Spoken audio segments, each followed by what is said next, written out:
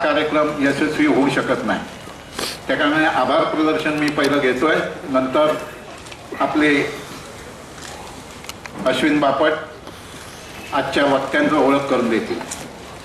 आभार. टोपीवाला चॅरिटी यांनी वाचनालयाची जागा ही आम्हाला उपलब्ध करून दिली, त्याबद्दल आभारी आहोत.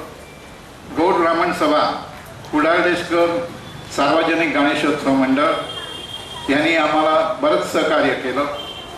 कुडाळदेशकर गौड ब्राह्मण कोऑपरेटिव्ह क्रेडिट सोसायटी जागा उपलब्ध करून दिली, त्याबद्दलही आम्ही आभारी आहोत. त्याचप्रमाणे आंबेवाडी सार्वजनिक गणेशोत्सव मंडळ यांनी आम्हाला बरंच सहकार्य केलं. शिवसेना शाखा 215 गिरगाव यांनी आम्हाला सहकार्य केलं, त्याबद्दल त्यांचेही आभार. त्याचप्रमाणे अश्विन बापट, प्रसाद रावकर, सुरेंद्र तेलम यांनी प्रचाराची धुरा सांभाळली, त्यांचंही आम्ही आभारी आहोत. त्याचप्रमाणे प्रायोजक म्हणून सारस्वत बँक, गौड ब्राह्मण सभा, सौ शशिकला अय्यर सामंत, रामचंद्र केशव आणि कंपनी, श्रीकांत जोशी यांचेही आम्ही आभारी आहोत. एक आम्हाला वडोदरावरून देणगी आलेली आहे. सुरेश शांताराम सामंत, वडोदरा, 25,501 ची देणगी आलेली आहे व्याख्यानमालेला, त्यांचेही आम्ही आभारी आहोत. त्याचप्रमाणे व्ही.पी. रोड पोलीस स्टेशन जे आम्हाला दरवर्षी हे सहकार्य करते, त्यांचेही आम्ही आभारी आहोत. त्याचप्रमाणे ज्यांनी आमच्यासाठी हातभार लावला त्या श्रीमती अंजली मातुंडकर, सुरेश महाजन यांचेही आम्ही आभारी आहोत. त्याचप्रमाणे निवासातील छोटी जे आमचे बालगोपाळ मंडळ आहे, हे नेहमी आम्हाला खुर्च्या या लावून देत असतात. लहान आहेत सगळी, पण त्यांचेही आम्ही आभारी आहोत बालगोपाळ मंडळाचे. आणि आपण देणगीदार, हितचिंतक व श्रोते ज्यांनी सहकार्य केलं आणि प्रत्येक वेळेला आम्हाला सहकार्य करून उत्स्फूर्त जी साथ दिली, त्याबद्दल त्यांचेही आम्ही आभारी आहोत. आपल्याला एकच विनंती करतो की आमच्याकडनं काही चुका झाल्या असतील किंवा काही चांगलं झालं असेल तर त्या संदर्भात आपली काही असेल तर एक साधारण आम्हाला लेटर लिहून इथे पुढे दिलं तरी चालेल. पण पुढचं येणारं जे व्याख्यानमालेचं वर्ष असतं त्याच्यातनं चुकासुद्धा आम्ही सांभाळू शकतो. तर आपल्याला विनंती आहे की काही असेल तरी आपण एक पत्राद्वारे जरी आपलं नाव नोंदवून तिकडे काही सूचना की येणारे पुढचं काळ वक्ते किती चांगले वगैरे जर तुमच्याकडे असतील ते सुद्धा आम्हाला तुम्ही कळवा. एवढंच बोलून मी माझं भाषण संपवतो. जय हिंद, जय महाराष्ट्र. आणि सूत्र अश्विन बापटकडे.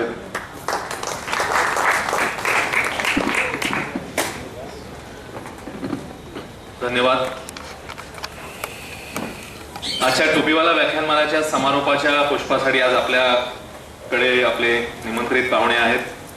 महाराष्ट्र सायबर सेलचे SP संजय शिंत्रे सर, आपण टाळ्यांच्या गजरात त्यांचं स्वागत करूया. सरांची मी थोडक्यात ओळख करून देणार आहे आणि मग आजचा जो विषय आहे, आपल्या सगळ्यांनाच माहिती आहे की सध्या ज्या पद्धतीने ऑनलाईन ट्रान्झॅक्शन्स आपण दिवसेंदिवस ज्याच्यामध्ये वाढ होते, अर्थातच आपले व्यवहार वेगवान झालेत, पण त्याचबरोबर दुसऱ्या बाजूने त्यामध्ये असणारे धोके देखील काही प्रमाणात समोर यायला लागलेत. आणि मग त्या सगळ्या धोक्यांना, त्या गुन्हेगारांना आळा घालण्यासाठी महाराष्ट्र सायबर सेल आणि मग शिंत्रे सरांसारखे ऑफिसर्स आपल्याला खूप हेल्प करत असतात याच्यामध्ये. आणि आजचा म्हणून म्हणजे आज या व्याख्यानमालेचा हा विषय ठेवण्याचं आमचं कारण तेच होतं की या दैनंदिन जीवनामध्ये आपला अविभाज्य भाग आहे आता हे सगळे ऑनलाईन ट्रान्झॅक्शन. खास करून कोविड पिरियड नंतर आपण मंडळी बरीच ऑनलाईन डिजिटल व्यवहार करायला लागलोय. आणि असं करत असताना हे जे धोके आहेत तर ते धोके नेमके कोणते आहेत, म्हणून आपण आपलं शीर्षक पण तसंच घेतलंय की ऑनलाईन फ्रॉडचा विळखा कसा टाळायचा. आणि मला वाटतं शिंत्रे सर त्याच्यावर अधिक प्रकाश टाकतीलच. तर शिंत्रे सरांची मी थोडक्यात ओळख करून देतो. सर 2010च्या बॅचचे IPS अधिकारी आहेत. त्यांनी DYSP म्हणून कराड, सातारा, बारामती 1998 मध्ये त्यांची जबाबदारी पार पाडली. DCP 2006 मध्ये नंतर ते प्रमोट झाल्यावर पुढे ठाणे सिटी पोलीसमध्ये DCP क्राईम, त्याच्यानंतर DCP झोन 3 कल्याण, नंतर मुंबई सिटी, मुंबई शहर police DCP zone 7, DCP SB1 special branch, DCP protection, मग कमांडंट SRPF ग्रुप, त्यानंतर हायवे पोलीस नागपूर रेंजचे SP आणि आता महाराष्ट्र सायबर सेलचे SP म्हणून संजय शिंत्रे सर काम पाहत आहेत. तर जोरात टाळ्या वाजवूया एकदा. आणि खूप गाढा अनुभव असलेलं एक व्यक्तिमत्व आपल्याकडे आलेलं आहे आणि तर आपण त्यांच्याकडनं हे ऐकायला उत्सुक आहोत. सर, आम्हाला तुमच्याकडनं गायडन्स पण हवं आहे आणि आम्ही तुम्हाला अशी रिक्वेस्ट करू की तुम्ही आतापर्यंत हँडल केलेले ज्या केसेस आहेत, कुठे गुन्हेगार म्हणजे नेमके ट्रॅप करतात सर्वसामान्य माणसांना आणि मग कुठल्या गोष्टी कुठल्या चुका त्यांनी केल्या, तर त्या तुम्ही प्लीज इकडे हायलाईट केल्यात ते केस स्टडीज जर, तर आम्हाला सगळ्यांना त्यातनं एक थोडा बोध घेता येईल आणि पुढे आम्ही अवेअर राहू. तर सरांचं व्याख्यान आपल्याला ऐकायचंच आहे, पण तत्पूर्वी त्यांचं आपण स्वागत करतोय आजच्या या व्याख्यानमालेच्या निमित्ताने. आपल्या विनंतीला मान देऊन सर इकडे उपस्थित राहिले. मी सतीश सामंत यांना विनंती करेन की सरांना पुष्पगुच्छ आणि सन्मानचिन्ह देऊन त्यांचं स्वागत करावं.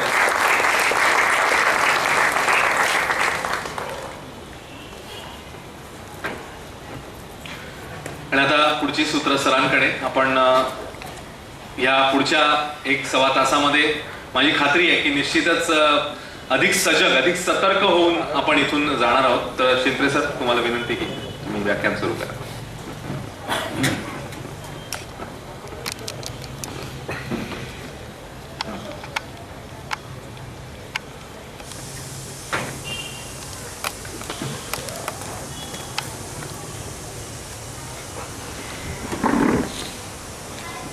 या टोपीवाला व्याख्यानमालेच्या अखेरच्या सत्रामध्ये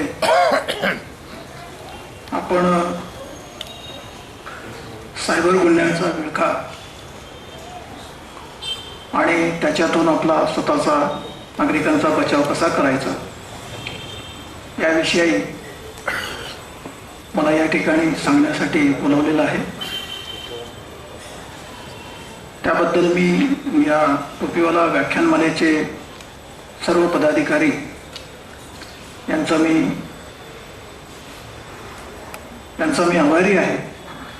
आणि आता मी सायबर सुरक्षा या संदर्भात आपल्याला काही जे आम्हाला अनुभव आलेले आहेत, कामाच्या ओघामध्ये जे अनुभव आलेले आहेत, त्याचं मार्गदर्शन मी आपल्याला करणार आहे.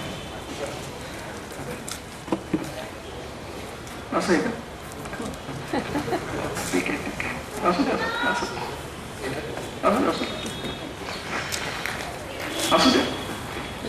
आपल्याला व्याख्यान महत्वाचं आहे, मी कोण आहे काही महत्वाचं नाही.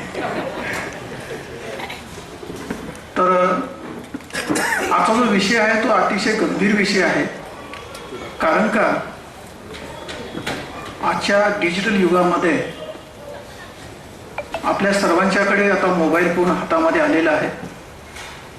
इंटरनेटनी आपल्या घरामध्ये प्रवेश केलेला आहे. सिम कार्ड आपल्या जीवनात आलेलं आहे.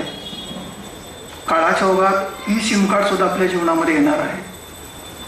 वेगवेगळ्या प्रकारचे आयपॅड्स, त्याचबरोबर mobile phone, smartphone, regular phone, वेगवेगळ्या प्रकारच्या घरामध्ये वस्तूसुद्धा अशा येणार आहेत की ज्या इंटरनेटनी, ज्या रिमोटवरती कंट्रोल, आत्ता फक्त आपण TV रिमोटनी कंट्रोल करतोय. उद्या आपल्याला घराचा दरवाजा असेल, घरातला फ्रीज असेल, ह्या सर्व गोष्टी आपण या रिमोटच्या माध्यमातून कंट्रोल करणार आहोत.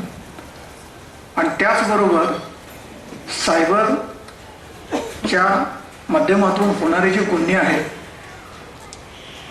याच्याशी आपल्याला सामना होणार आहे. थोडक्यात जर घरगुती विषय जर सांगायचा म्हटलं, काळाच्या ओघात असे काही फ्रीज येतील की जे रिमोटनी तुम्ही कंट्रोल करू शकणार, की ज्याच्यामधले टेम्परेचर -+ तुम्ही करू शकणार. तर एखाद्या गुन्हेगारानं जर तुमच्या घरातल्या वस्तूचा नाश करायचं ठरवलं आणि त्यानं जर तुमच्या फ्रीजचं जर टेम्परेचर वाढवलं तर घरामध्ये जळीत होऊ शकतं, फ्रीजमधल्या सगळ्या वस्तू नासधूस होऊ शकतात आणि हे काळाच्या ओघात होणार आहे. त्याला इंटरनेट ऑफ थिंग म्हणतो. अशा वेगवेगळ्या स्वरूपात सायबर हे आपल्या जीवनात आणि सायबर गुन्हेगार आपल्या जीवनामध्ये येणार आहेत. तर सायबर गुन्हेगारांना आपल्याकडून काय पाहिजे असतं?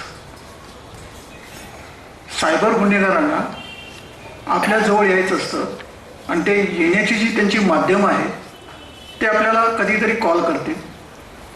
एखाद्या फोनवरून आपल्याला कॉल येईल, अतिशय मृद भाषेमध्ये तुम्हाला समजेल अशा भाषेमध्ये तुमची मानसिकता ते जाणून घेण्याचा प्रयत्न करतात. त्याच्यामुळे तुम्ही कोणत्या गोष्टीकडे तुमचा कल आहे याचाही ते अभ्यास करतात आणि तशा प्रकारचे गोष्टी तुमच्यापुढे ते मांडताना दिसून येतात. दुसरी पद्धत अशी आहे, एखादा तुम्हाला SMS येईल, त्या SMS मध्ये तुम्हाला असा एखादा SMS येईल की तुमच्या घरातली आज लाईट बंद होणार आहे, तुम्ही एवढे बिल पे करा नाही तर लाईट बंद होणार, असा एखादा SMS येईल आणि तो SMS आपण वाचल्यानंतर आपण जागरूक होणार आणि त्याच्यामध्ये जी दिलेली लिंक आहे ती लिंक ओपन करणार आणि पुढचा सायबर क्रिमिनल आपल्या संपर्कात येणार आणि त्याचं जे काही त्याला गुन्हा करायचा आहे तो करून मोकळा होणार. तिसरं असं आहे की तुम्ही व्हॉट्सअप वापरता, त्या व्हॉट्सअपवरती एखादा कॉल येईल, मग तो व्हिडिओ कॉल असेल, रेग्युलर कॉल असेल किंवा एखादी लिंक असेल की त्या लिंकच्या माध्यमातून तो लिंक तुम्हाला सोडून देईल. त्या लिंकमध्ये असं असू शकतं की त्याच्याकडे काही वस्तू आहेत, तो विकायला लागलेला आहे, त्या तुम्ही विकत घ्यायचे आहेत, त्याचं प्रेझेंटेशन असेल, त्याची चित्र असतील, त्याचे व्हिडिओज असतील, ते तुम्ही बघायचे आहेत, तुम्ही सिलेक्ट करायचे आहे, तुम्ही बार्गेनिंग पण करायचं आहे. म्हणजे ही वस्तू कमी पैशाला किती मिळेल, बाकीच्या मार्केटमध्ये किती सगळं मिळेल, एवढं तो मार्गदर्शन करेल जेणेकरून तो तुमच्या जवळ येईल. चौथी गोष्ट आहे की सामाजिक माध्यमं, सोशल मीडिया. आता पूर्ण जगभराचा जर आपण अभ्यास जर केला तर पूर्ण जगभरामध्ये साधारणपणे 800 कोटी लोक राहतात. त्यातले 140 कोटीच्या वर भारतामध्ये लोक राहतात. ह्या 140 कोटी लोकांच्या मध्ये 120 कोटी लोक हे इंटरनेटने आता कनेक्ट झालेले आहेत आणि त्या 120 कोटीपैकी साधारणपणे 128 कोटी, 140 कोटी 128 कोटी लोक एकमेकाशी फोनवरनं बोलत आहेत पूर्ण भारत देशामध्ये. त्याच्यामध्ये परत दुसऱ्याने अशी आकडेवारी आहे, यातले जवळजवळ 70 कोटी लोकांच्याकडे स्मार्टफोन आलेले आहेत. स्मार्टफोन म्हणजे याचा अर्थ असा आहे की त्याच्यामध्ये तुम्हाला TV बघायला मिळतो, त्यात तुमचे बँकेचे अकाउंट्स असतात, त्याच्यामध्ये तुमचे स्वतःचे व्हिडिओ बनवू शकता, एखाद्याला पाठवू शकता, एखादा ईमेल तुमच्याकडे येऊ शकतो, तुम्ही ईमेलला रिप्लाय देऊ शकता, एखादा डॉक्युमेंट, एखादा डेटा तुमच्याकडं येऊ शकतो, तुम्ही तो दुसऱ्याला पाठवू शकता. म्हणजे आपण फॉरवर्डिंग वगैरे हा जो प्रकार म्हणतो हे सगळं त्याच्यामध्ये येतं. यासाठी स्मार्टफोन लागतो. असे 70 कोटी लोकांच्याकडे हा स्मार्टफोन झालेला आहे आणि त्यामुळं आणि सोशल मीडियाचा जो प्लॅटफॉर्म आहे फेसबुक, भारतामध्ये साधारणपणे 84 कोटी लोक हे फेसबुक वापरतात. पूर्ण जगामध्ये समाज माध्यम म्हणजे म्हणतो आपण सोशल मीडिया, हे ज्यात नंबर 1ला येतो आपला हा फेसबुक. फेसबुकचा वापर सर्वसामान्यपणे सगळीकडे केला जातो. भारतामध्ये साधारण 84 कोटी लोक त्याच्यामध्ये आहेत आणि एकंदरीत सगळ्या समाज माध्यमांचा विचार जर केला तर भारतातले 75 कोटी लोक असे आहेत, या ना त्या कारणाने कधी फेसबुकवरती असतील, कधी व्हॉट्सअपवरती असतील, कधी ट्विटरवरती असतील, कधी स्नॅपचॅटवरती असतील, अशा वेगवेगळी ही माध्यम आहेत की दोन व्यक्तींना किंवा व्यक्ती समुदायांना एकत्र ठेवण्यासाठी, माहितीची देवाणघेवाण करण्यासाठी ही जगभर प्रसिद्ध असलेली माध्यम आहेत आणि ह्याच्या सगळ्यांचे सर्व्हर अमेरिकेमध्ये आहे. आपला जो काही डेटा आहे, आपण जो काही शेअर करतोय, आता व्हॉट्सअप ही अशी एक त्यांची पॉलिसी आहे की ते इनक्रिप्टेड डेटा, म्हणजे ते डेटा सेव्ह करत नाही आहे. तुमच्या दोघांच्या मधलं कम्युनिकेशन तिसऱ्याला कळू येत नाही. तरी पण इस्रायलसारख्या देशाने पेगासिस नावाचं एक सॉफ्टवेअर तयार केलेलं आहे, ते त्याच्यामध्ये इंटरसेप्ट करू शकतात आणि साधारणपणे अशी ही सॉफ्टवेअर आहे पूर्ण जगभर अनेक देश त्यांच्या क्षमतेनुसार ती वापरली जातात की जेणेकरून दुसऱ्या देशाचं त्यांच्यावरती होणारं आक्रमण किंवा हल्ला, त्यांची आर्थिक परिस्थिती विस्कळीत, अर्थव्यवस्था विस्कळीत करणे, अशा प्रकारचे जे हल्ले आहेत त्याच्यावरती नियंत्रण ठेवावं म्हणून अशा प्रकारचे सॉफ्टवेअर वापरले जातात. परंतु सर्वसामान्यांचा डेटा मात्र व्हॉट्सअपच्या माध्यमातून हा स्टोअर केला जात नाही. काही सिलेक्टेड लोकांचा जे अँटी सोशल एलिमेंट आहेत, जे अँटी नॅशनल लोक आहेत, त्यांच्याबद्दल मात्र त्याची देखरेख ठेवण्यात येत असते. अशी समाज माध्यमे जी आहेत, सायबर याचा वापर इतका जगभर झालेला आहे. सगळ्या जगातले लोक फेसबुकनी, व्हॉट्सअपनी किंवा वेगळ्या समाज माध्यमातनी, सोशल मीडियानी कनेक्ट झालेले. सायबर गुन्हेगारांनी असं केलेलं आहे, या सर्व समाज माध्यमावरती, फेसबुकवरती काय चालतं, इंस्टाग्रामवरती काय चालतं, ट्विटरवरती काय चालतं किंवा न्यूजमध्ये काय येतं, जगाच्या कानाकोपऱ्यामध्ये ज्याच्यामध्ये कोणते प्रोग्राम जास्त बघितले जातात, किंवा कोणत्या वयोगटातील लोक काय सर्च करतात. एखादी गृहिणी असेल ते घरात लागणाऱ्या वस्तूचं ते सर्चिंग करणार. त्या वस्तू चांगल्या दर्जेदार कमी किमतीच्या जास्त टिकाऊ वस्तू आपल्या घरात कशा येतील यासाठी ती सर्चिंग करणार. ज्या मुवमेंटला ते इंस्टाग्रामवरती एखादी अशी गोष्ट सर्च करतील त्या मुवमेंटला त्यांची इतर जे अकाउंट्स आहेत किंवा ते न्यूज ज्या फॉलो करतात तिथं तुम्हाला प्रत्येक ठिकाणी पॉपअप येतील. त्या घरातल्या सगळ्या वस्तू तिथं दिसायला लागतील की ज्या वस्तू आपल्याला पाहिजे होत्या पण आपल्याला माहीत नव्हते की त्या वस्तू अशा पण असू शकतात, त्या उपयोगाच्या वस्तू, अशा भरपूर अशा वस्तू तुम्हाला दिसतात. आणि हे सगळं अवेलेबल होतं तुमच्या फेसबुकवरती. आणि प्रत्येक जी ॲडव्हर्टाईज फेसबुकवरती जी आहे किंवा व्हॉट्सअपवरती आहे, व्हॉट्सअपवरती जनरली ॲडव्हर्टाईज फार कमी असतात, पण फेसबुकवरती ट्विटरवरती ज्या ॲडव्हर्टाईज आलेल्या आहेत त्याला तो प्लॅटफॉर्म जबाबदार नाही. त्या प्लॅटफॉर्मवरती आल्यानंतर एखाद्याने चुकीची वस्तू किंवा जी नसलेली वस्तू जर विकली किंवा ती लो क्वालिटी वस्तू जर तुम्हाला विकली किंवा ती वस्तू विकलीच नाही दुसरीच कुठली वस्तू आणून दिली तर त्याला फेसबुक जबाबदार नाही, असा त्यांचा लॉ सांगतो. त्यामुळे जगभरातले सर्व जे सायबर क्रिमिनल्स आहेत यांनी या फेसबुकच्या प्लॅटफॉर्मवरती त्यांचे हे सर्व ॲडव्हर्टाईज सुरू केली. आज तुम्ही जर सोशल मीडियावरती जर सर्च जे करता, आता एक वयस्कर समजा एखादा व्यक्ती आहे त्यांना स्टिकची गरज आहे, मग तिथे तुम्हाला अशी ॲडव्हर्टाईज दिसेल की अशी स्टिक असणार की अशी केली की ती एकदम लांब होणार, ती त्याच्यावरून गाडी जरी गेली तरी ती तुटणार नाही, पण ह्यांनी जर मारली तर दुसऱ्या माणसाचे 2 कणके पडणार. मग एखादा वृद्ध माणूस सहजासहजी म्हणतो की बाबा ही चांगली गोष्ट आहे, एकतर ती फोल्ड होते, हातात मावते, कॅरी करायला सोपी आहे, परंतु याच्यामुळे आपलं एवढं प्रोटेक्शन होऊ शकतं. यदा कदाचित आपल्याला काही धोका झाला तर आपल्या प्रोटेक्शनसाठी स्टिक ही महत्त्वाची. अशा वेगवेगळ्या प्रकारच्या चुकीच्या ॲडव्हर्टाईज दाखवल्या जातात, ह्या फेसबुकवरती उपलब्ध असतात. कधी कधी लोक त्याला बळी पडतात आणि त्या वस्तू विकत घेतात. तर ती वस्तू तर येतच नाही, ते कुठं तर बेल्जियम कुठल्या तर परदेशातून काहीतरी पार्सल आलं हे आलं असं करत करत ती वस्तू येते, एखादा ठोकळा आपल्या हातातून पडतो आणि आपले पैसे साधारणपणे आपल्याला वाटतं की 10,000ची वस्तू आपल्याला 2,000ला मिळाली, म्हणून आपण 2,000 भरले आणि 2,000ला आपला 10,000ची वस्तू मिळणार, या खुशीमध्ये आपल्या हातामध्ये एक ठोकळा येतो. म्हणजे हे का होतं तर कारण का या सोशल मीडिया प्लॅटफॉर्मवरती ज्या काय ॲडव्हर्टाईज आलेल्या आहेत त्याच्यावरती कुणाचंही नियंत्रण नाही. त्या फक्त जगभरामध्ये जे लोक सोशल मीडियावरती उपलब्ध आहेत किंवा जे लोक सर्च करतात, गुगल इंजिनवरती जातात, वस्तू सर्च करतात, त्यांचा जो डेटा तयार होतो हा ओपन सोर्स डेटा आहे. हा ओपन सोर्स जो डेटा तयार होतो या डेटाचं अनालिसिस केलं जातं आणि त्या त्या प्रकारच्या ॲडव्हर्टाईज ह्या वेगवेगळ्या सोशल मीडिया प्लॅटफॉर्मवरती दाखवल्या जातात. कधीही या सोशल मीडिया प्लॅटफॉर्मवरती असलेल्या वेगवेगळ्या ॲडव्हर्टाईजला बघून जर एखाद्याने जर ती वस्तू जर खरेदी केली, निश्चितपणे त्याच्यामध्ये फसवणूक ठरलेली आहे. पहिली पैशाची फसवणूक आहे, त्याच्यानंतर हे सायबर क्रिमिनल दुसरा जो त्यांचा ट्रेंड आहे तुमचे क्रेडेन्शियल सुद्धा त्याच्यातून काढून घेतात. ज्यावेळा त्या लिंक पाठवल्या जातात, ते लिंक म्हणजे प्रोग्राम असतो, ज्यावेळा तुम्ही ते डाउनलोड करता तुमच्या मोबाईल फोनमध्ये किंवा लॅपटॉपमध्ये तर त्या मुवमेंटला तुमच्या फोनमध्ये असलेले तुमचे फोटोज, तुमचे व्हिडिओज, तुमचे क्रेडेन्शियल, तुमची काही कॉन्फिडेन्शियल माहिती, आधार कार्ड, पॅन कार्ड, ह्या सगळ्या प्रकारची माहिती हे सॉफ्टवेअर किंवा तो जो प्रोग्राम आहे तुमच्या मोबाईलमधून काढून घेतला जातो आणि असा हा ह्यूज असलेला जो डेटा आहे त्या डेटाचं पूर्ण अनालिसिस केलं जातं आणि तो अनालिसिस केल्यानंतर त्याच्यावरती मग त्यांच्याकडून हे सायबर क्रिमिनल्स साधारणपणे दिवसाला 1 कोटी लोकांना टार्गेट करतात. भारतामध्ये 142 कोटी लोक आहेत, त्यातल्या 1 कोटी ते 2 कोटी लोकांना ते टार्गेट करतात. या लोकांना ते एकतर SMS पाठवतील, एकवर फेसबुकवरती फ्रेंड रिक्वेस्ट पाठवतील किंवा एखादा कॉल करतील किंवा काय वाटेल ते करतील जेणेकरून त्या माणसाच्या ते संपर्काला.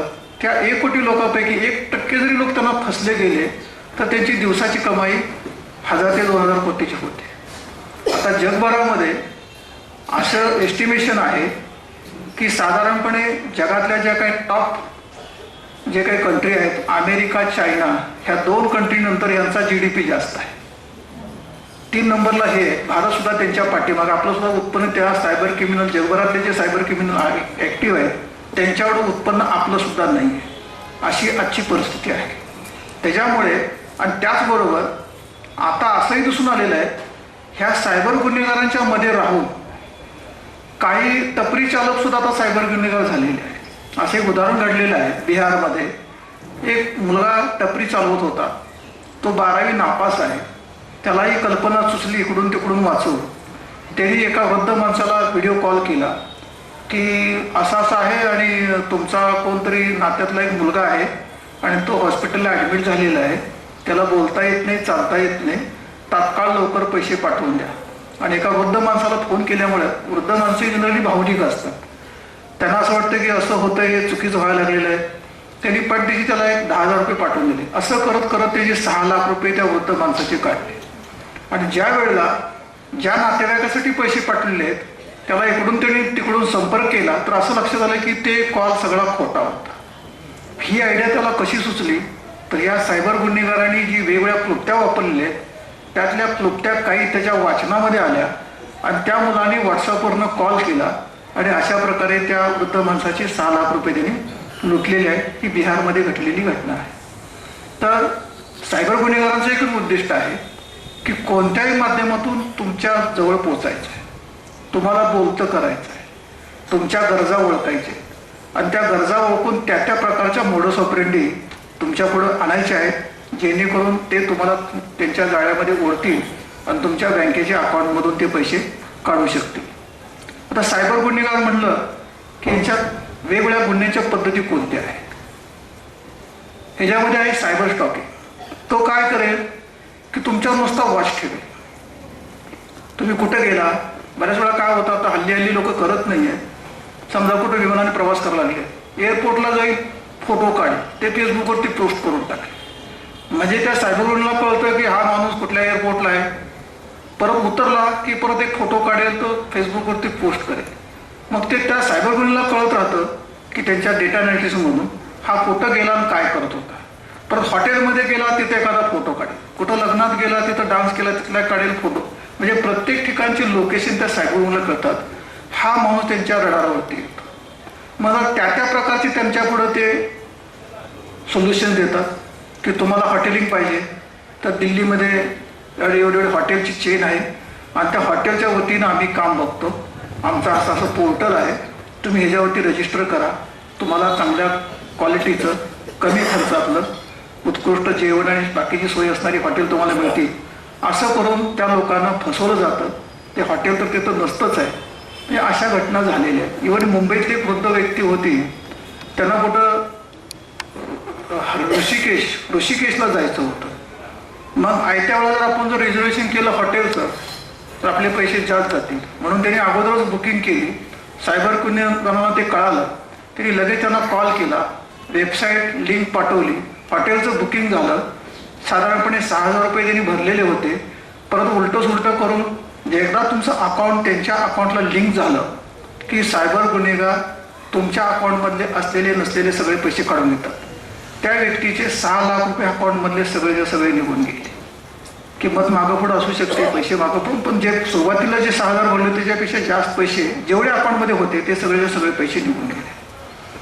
तर अशा प्रकारे सायबर गुन्हेगारांची ही जी काही गुन्हे करण्याची पद्धत आहे तर त्याला जबाबदार सुद्धा कॉमन माणूस आहे. बऱ्याच वेळा काय होतं की लोक वेगवेगळ्या शिक्षण घेऊन वेगवेगळ्या कंपन्यांच्या मध्ये शहरामध्ये येऊन काम करतात किंवा छोटा मोठा व्यवसाय करतात. ते करता करता त्यांना असं वाटतं की आपल्याकडे आता वेळ उरलेला आहे तर आपण वर्क फ्रॉम होम किंवा इतर प्रकारचे जॉब करावेत की जेणेकरून आपल्याला 4 पैसे आणखी नोकरी सोडून इतरही मिळतील. आणि ती बरोबर लोकांची मानसिकता ओळखून, कारण का सायबर गुन्हेगारांचा प्रेझेन्स हा सोशल मीडियावरती आहे, न्यूजमध्ये आहे, न्यूजचे आर्टिकल ते वाचत असतात, जगभरामध्ये कोणत्या प्रकारचे आणि प्रत्येक सीझन वाईज त्यांची मोडस ऑपरेंडी बदलत असते. तुमचा दिवाळीचा सीझन आला तर ते दिवाळी लागणारं जे साहित्य आहे, जी खरेदी आहे त्याप्रमाणे त्यांच्या वेबसाईट ते तयार करतात. त्याप्रमाणे लोकांच्या पुढे ते जातात, त्यांच्याकडून ते मागणी घेतात, पैसे भरायला लावतात, वस्तू पाठवत नाहीत. तुम्ही दिवाळीची वेकेशनमध्ये तुम्ही कुठं आउटिंगला जाता, कुठं फिरायला जाता तर त्या डेस्टिनेशन लोकेशनचे हॉटेल्स, तिथल्या सर्व काही जागा ह्याची व्यवस्थितपणे मांडणी तुमच्या पुढे केली जाते आणि त्याप्रमाणे तुमच्या पुढे वेबसाईट आणि त्याप्रमाणे पोर्टल तुमच्याला दिले जातात आणि तुमच्याकडून पैसे काढण्याचा प्रयत्न होतो. बऱ्याच वेळा असं होतं की आता गव्हर्नमेंटनी आपल्या भारत सरकारने युनिफाईड पेमेंट सिस्टीम आणलेली आहे, इंटरफेस निर्माण करून दिलेला आहे रिझर्व्ह बँक ऑफ इंडिया आणि त्याचबरोबर भारतातल्या इतर ज्या काही बँका आहेत त्यांचे एक असोसिएशन आहे. त्यांनी NPCI म्हणून national payment corporation of India एक ऑर्गनायझेशन उभा केलेली आहे आणि त्यांनी वेगवेगळ्या प्रकारच्या आर्थिक धोरणामध्ये बदल केलेले आहे. हे धोरण असं आहे की पहिलं चेकबुकवरती चेक सही करावं लागायची, त्याच्यानंतर तो बँकेत जायचा आणि मग तो चेक त्या माणसाची सही एखादं व्हेरीफाय केलं जायचं आणि मग ते पैसे ट्रान्सफर व्हायचे. तर ही जी सिस्टम आहे ह्याच्यामध्ये जे पहिलं जे ऑथेंटिकेशन जे व्हायचं हे माणसाची क्रेडेन्शियल हाच माणूस ती व्यक्ती आहे का हे ओळखण्यासाठी आता UPI सिस्टीम आणलेली आहे. UPI सिस्टीम म्हणजे तुमचे बँकचं जे खातं आहे त्या खात्याला लावलेलं ते लॉक आहे आणि ते लॉक ओपन करण्यासाठी त्यांनी की ठेवलेली आहे आणि ती की म्हणजे पिनकोड आहे. बऱ्याच वेळाने त्याचा दुसरा प्रकार असा आहे की त्याचा QR कोड देऊन ठेवलेला आहे. त्या बँक अकाउंटला QR कोड पण देऊन ठेवलेला आहे. त्या बँक अकाउंटला तुम्हाला जर मोबाईल बँकिंग करत असाल तर तुम्हाला पिन तिथं देऊन ठेवलेले आहे. हे अशा वेगवेगळ्या प्रकारच्या फॅसिलिटी दिलेल्या आहेत की जेणेकरून तुम्हाला बँकेत न जाता घर बसल्या तुम्ही पैसे ट्रान्सफर करू शकता. पैसे कोणाकडून QR कोडच्या माध्यमातून तुम्ही पैसे मागवू शकता. जर तुम्ही तुमच्या अकाउंटमधून जर QR कोड जर निर्माण केला एक 4,000, 5,000, 10,000, 20,000 आणि तो जर दुसऱ्या व्यक्तीला पाठवला तर त्यांनी तो QR कोड स्कॅन करायचा आहे. मग तो लगेच त्याच्या बँकला तो अटॅच होईल आणि त्या QR कोडवरती त्याच्या UPIचा जो कोड आहे पिन कोड आहे तो त्यांनी इन्सर्ट करायचा आणि मग ते पैसे तुम्हाला ट्रान्सफर. म्हणजे ही बँकेत न जाता दिलेली सुविधा आहे आणि भारतामध्ये साधारणपणे 15 लाख कोटीचे व्यवहार हे या UPIच्या सिस्टीमच्या माध्यमातून होत आहेत आणि याच्यामध्ये तुमचे पैसे कट होत नाहीत. आता याच्यामध्ये सुद्धा सायबर गुन्हेगारांनी प्रवेश केलेला आहे. ते काय करतात की समजा एखाद्याचं दुकान आहे, किराणा मालाचं दुकान आहे, मग त्यांनी काय केलं असतं QR कोड तयार करून ठेवलं असतं. सायबर गुन्हे काय करतात त्याच्यावरती दुसरा QR कोड लावतात आणि लोक ज्या वेळेला आपण एखादा QR कोड स्कॅन करतो त्या मोमेंटला आपल्याला त्या ज्याच्या बँकच्या अकाउंटमध्ये ते पैसे जाणार आहे त्याचं नाव त्याच्यावरती येतं. ते बघत नाहीत लोक. घाई गडबडीने लगेच आपला पिनकोड त्याच्यामध्ये ते पिन नंबर टाकतात आणि तुमच्या अकाउंटमधले पैसे त्या अकाउंटला जातात. आणि बऱ्याच वेळा असं होतं की सायबर गुन्हेगारांना एकदा कळालं की हा माणूस अजिबात विचार न करता पैसे ट्रान्सफर करतोय, तो मध्येच काय करेल ती ट्रान्झॅक्शन थांबवेल आणि म्हणलं असं आहे तसं आहे हे आहे काहीतरी गोड बोलून तो परत अजून एक QR कोड तयार करतो आणि ते पैसे त्याच्या अकाउंटवरती ट्रान्सफर करून देतो. अशा प्रकारच्या UPIच्या सिस्टीम आहेत. अशा प्रकारच्या QR कोडचे जे स्कॅम आहेत ते भारतभर सध्या चालू आहे. तर काही घटना जर सांगायच्या म्हटल्या तर पुण्यामध्ये एक इंजिनियर होते 59 वर्षाचे. ते रिटायर झाले. त्यांच्याकडे कॅश होता. ते समाज माध्यमावरती ॲक्टिव्ह होते. तर त्यांनी फेसबुकवरती एक लिंक बघितली आणि त्या लिंकमध्ये त्यांना असं सुचवण्यात येत होतं की इन्व्हेस्टमेंट जर कुठं तर केली पैशाची तर ते पैसे 20%, 25% वाढणार, त्यांना परतावा मिळणार. म्हणून त्यांनी त्या फेसबुकवरती लिंकवरती क्लिक केलं. लगेच ते WhatsApp ग्रुपवरती गेले. त्या WhatsApp ग्रुपमध्ये आणखी 30 लोक होते. मग त्याच्यातले काही न्यू कमर होते म्हणजे नवीनच आता तो इन्व्हेस्टमेंट करणार आहे. काही लोक ट्रेनिंग घ्यायला लागलेले आहेत. काही लोक त्या स्कीमबद्दल सांगतायत आणि तो माणूस रोज ते बघत होता. मग त्यातले म्हणायचे की मला एवढे पैसे मिळाले, तुला एवढे पैसे मिळाले. मग हे सगळं वातावरण बघून त्या माणसाला असं वाटलं की आपण पण यांच्यासारखे जर पैसे मिळाले तर आपल्याला पैसे मिळतील. परंतु ॲक्च्युली ते सायबर गुन्हेगार होते सगळे. 30-32चा जो ग्रुप होता जे तिथं भाषणबाजी करत होते किंवा जे मेसेज करत होते, जे एकमेकाला सांगत होते, ते दुसरे तिसरे कोण नव्हते. फक्त नवीन जो एखादा कॅन्डिडेट येतो तर त्याला ते मार्गदर्शन करायचे वेगवेगळ्या पद्धतीने. म्हणजे ते आपसात बोलायचे आणि हा माणूस ऐकायचा. मला एवढे मिळाले, मी 1 लाख गुंतवले, मला 1.25 लाख मिळाले, मला 1.5 लाख मिळाले. असं करत या माणसाने तिथे पैसे गुंतवायला सुरुवात केली.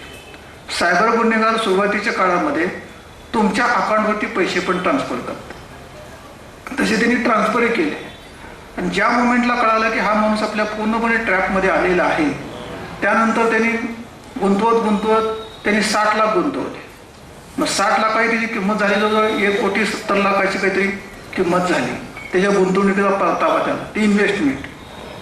मग आणखी हा माणूस खुश झाला, हे बरं झालं म्हणजे आपण पहिले एवढे मिळाले, आता हे एवढे पैसे गुंतवले. त्याच्यानंतर 1,76,00,000 पैसे माघारी घेण्यासाठी त्यांनी ज्या वेळेला विचारायला सुरुवात केली तर ते म्हणले आता तुम्हाला टॅक्स लागेल, गव्हर्नमेंटचे तुम्हाला त्रास होईल, तुम्हाला टॅक्स दिला तर तुमचे सगळे पैसे होऊ शकतात. असं करून लांबवत इतर लोकांनी त्याला सल्ला देत त्याचे 3,26,00,000 रुपये घेतले अकाउंट. ते पैसे गेल्यानंतर त्याचे सगळे हाऊस संपली. आणि एक त्याच्यामध्ये आहे सम कॉस्ट फॅलसी म्हणून नावाची एक टेंडन्सी आहे मानवी जीवनामधली, प्रत्येक माणसाच्या मनामध्ये असतं. आता एवढे पैसे मी खर्चच केलेले आहेत, आता थोडेफार खर्च केले तर काय फरक पडतो. मी त्या हिप्नॉटिझम सारख्या तो प्रकारात जातो आणि त्याचे ते पैसे सगळेच्या सगळे त्याच्यामध्ये गेले.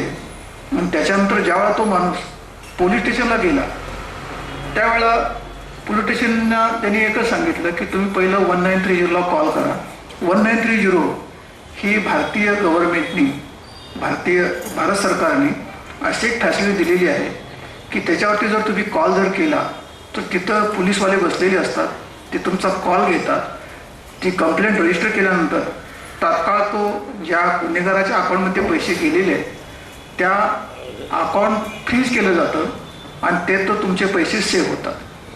तर तरी पण त्यांनी वेळ भरपूर घालवला होता, तरी पण त्या माणसाचे आत्तापर्यंत 63,00,000 रुपये ह्या सिस्टीमच्या माध्यमातून सेव्ह झालेले आहेत. पण त्याचे गेले साधारणपणे 3 कोटीच्या वर पैसे गेलेले. 63,00,000 म्हणजे काही फार मोठी रक्कम त्यासाठी नाही आहे. आणि 59 वर्षाच्या माणसाचे एवढे पैसे जर गेले तर उर्वरित यंग एजमध्ये किंवा चांगल्या कर्तृत्वाच्या काळामध्ये त्यांनी जे पैसे कमवलेले होते ते म्हातारपणी माणूस एवढे पैसे कमवू शकत नाही. ते सगळे जीवनाची कमाई त्याची त्याच्यामध्ये निघून गेलेली आहे. त्याच्यामध्ये सायबर गुन्हेगाराने एक अभ्यास केलेला आहे. एक तर या लोकांना भीती दाखवायची, या लोकांचं चांगलं समुपदेशन करायचं. दुसरी गोष्ट, हे लोक सम कॉस्ट फॅलसी म्हणजे बुडलेल्या कर्जामध्ये आणखी जर खर्च जर काही झाला, बुडलेला जो खर्च झालेला आहे आणखी जर खर्च झाला तर त्याच्यामध्ये काही फारसा फरक पडत नाही अशा मेंटॅलिटीमध्ये हे लोक राहतात. तर या लोकांना जर आपण असं जर फसवत गेलो तर साधारणपणे कायद्याच्या भीतीमुळं किंवा आणि कुठल्या त्याच्या सामाजिक भीतीमुळं हे लोक आपल्याला फसत जाणार आणि त्याप्रमाणे हे वेगवेगळ्या प्रकारचे फासे लोकांच्या पुढे टाकत राहतात. आता हल्ली असं झालेलं आहे, हे यंग जनरेशन जे आहे, खास करून ज्याचं वय आता तो नुकताच नोकरीला लागलेला आहे, काहीतरी करायला लागलेलं आहे, शहरात आलेलं आहे, त्याच्या गरजा खूप आहेत. शहरात येताना त्याला वाटतं की मला 50,000 रुपये पगार आहेत, माझा सगळं भागेल. तो जेव्हा तो शहरात येतो तेव्हा लक्षात येतं त्याचं घर नाही आहे, की त्याच्या ओळखीपाळखीचं कोण नाही आहे. घरातल्या वस्तूपासून त्या अंगावरच्या कपड्यापासून सगळ्या वस्तू त्याला विकत घ्यायचे, त्याचा खर्च अमाप वाढत जातो. मग त्याला अशी बुद्धी सुचते की आपण काहीतरी करायला पाहिजे.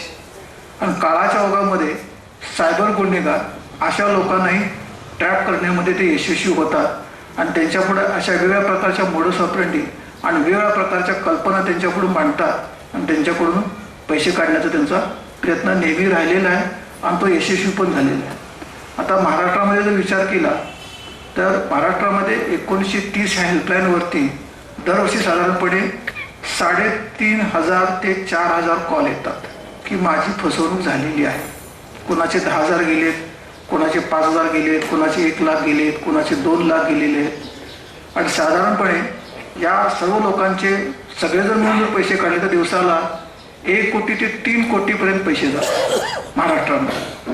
आणि त्याच्यातले फक्त 10% रक्कम, कारण का बरेच लोक लेट येतात, बरेच लोक त्यांना लवकर कळत नाही आहे, लेट आल्यामुळे त्यांचे साधारणपणे 10% रक्कम, काही लोकांची काहीच रक्कम परत मिळत नाही आहे. काही लोकांची 10% रक्कम त्या सायबर क्रिमिनलच्या अकाउंटमध्ये ही सेव्ह झालेली. आतापर्यंत महाराष्ट्र पोलिसांची कामगिरी त्याच्यामध्ये 1930चा रिस्पॉन्स, लोकांनी त्याला दिलेला रिस्पॉन्स, याच्यामुळं यश महाराष्ट्र पोलिसांना मिळालेलं आहे. सायबर गुन्हेगार जे आहेत, आता एक उदाहरण जर सांगायचं म्हटलं तर एक डॉक्टर आहेत.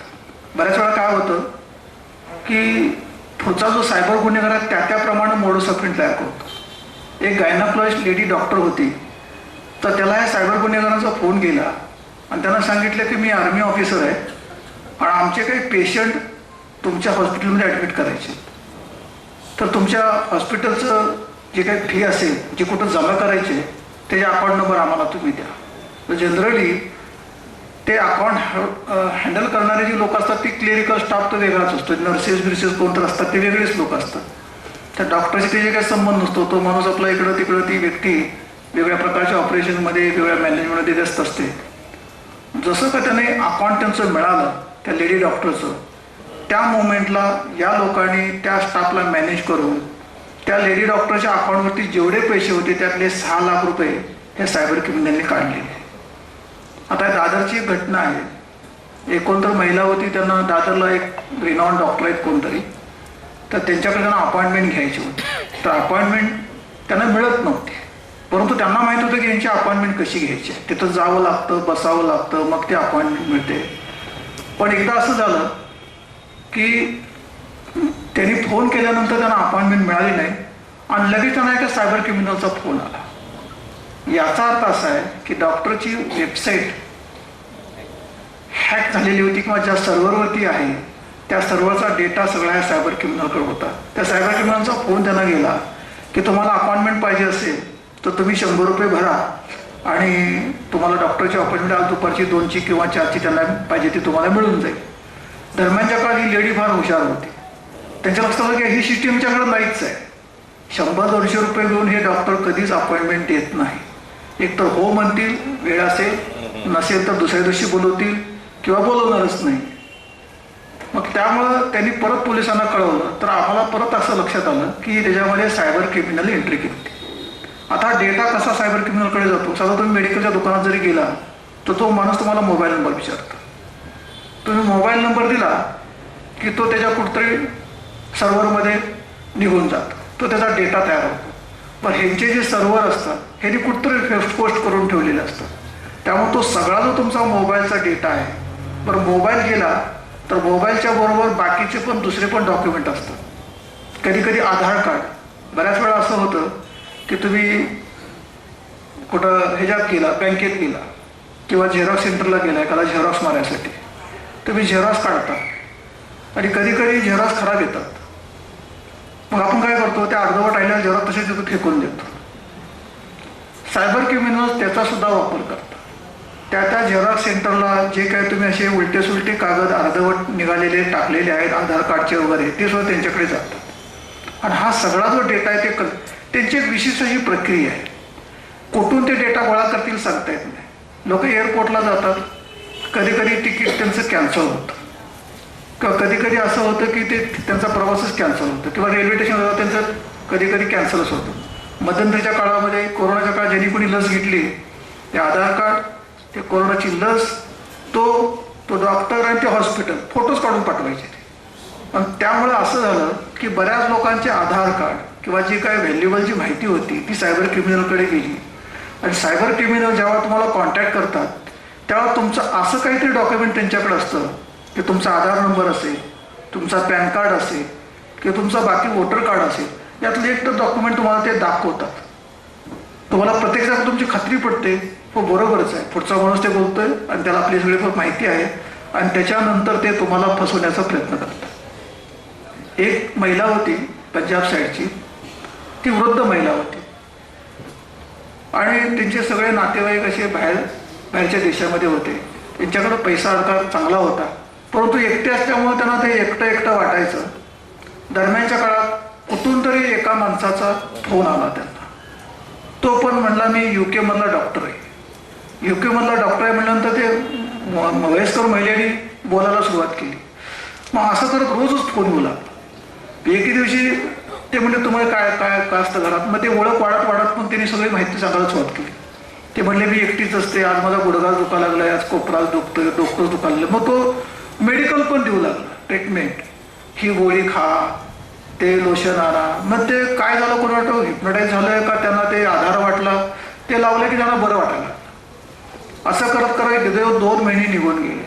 त्याच्यानंतर ते महिलेने त्यांना विचार सुरू केली, तुम्ही एवढी सेवा देता, पैसे घेत नाही, काही नाही, तुम्ही जे ट्रीटमेंट दिली त्याला मला बरं पण वाटायला लागलेलं आहे, असं कसं काय, तुम्हाला कसं काय? नाही मला यातून समाधान मिळतं आणि तोच मला आशीर्वाद असतो.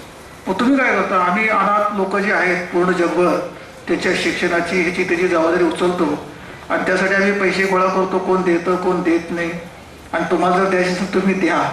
मग ते असं म्हणल्यानंतर त्या वयस्कर महिलेला वाटलं की तर ठीक आहे, आता ती सुरुवातीला काय त्यांचं मत नव्हतं द्यायचं, पण दरम्यानच्या कुठला सण आला, दिवाळी का काहीतरी, तर त्या सणाच्या दिवशी त्या माणसाने गिफ्ट पाठवलं.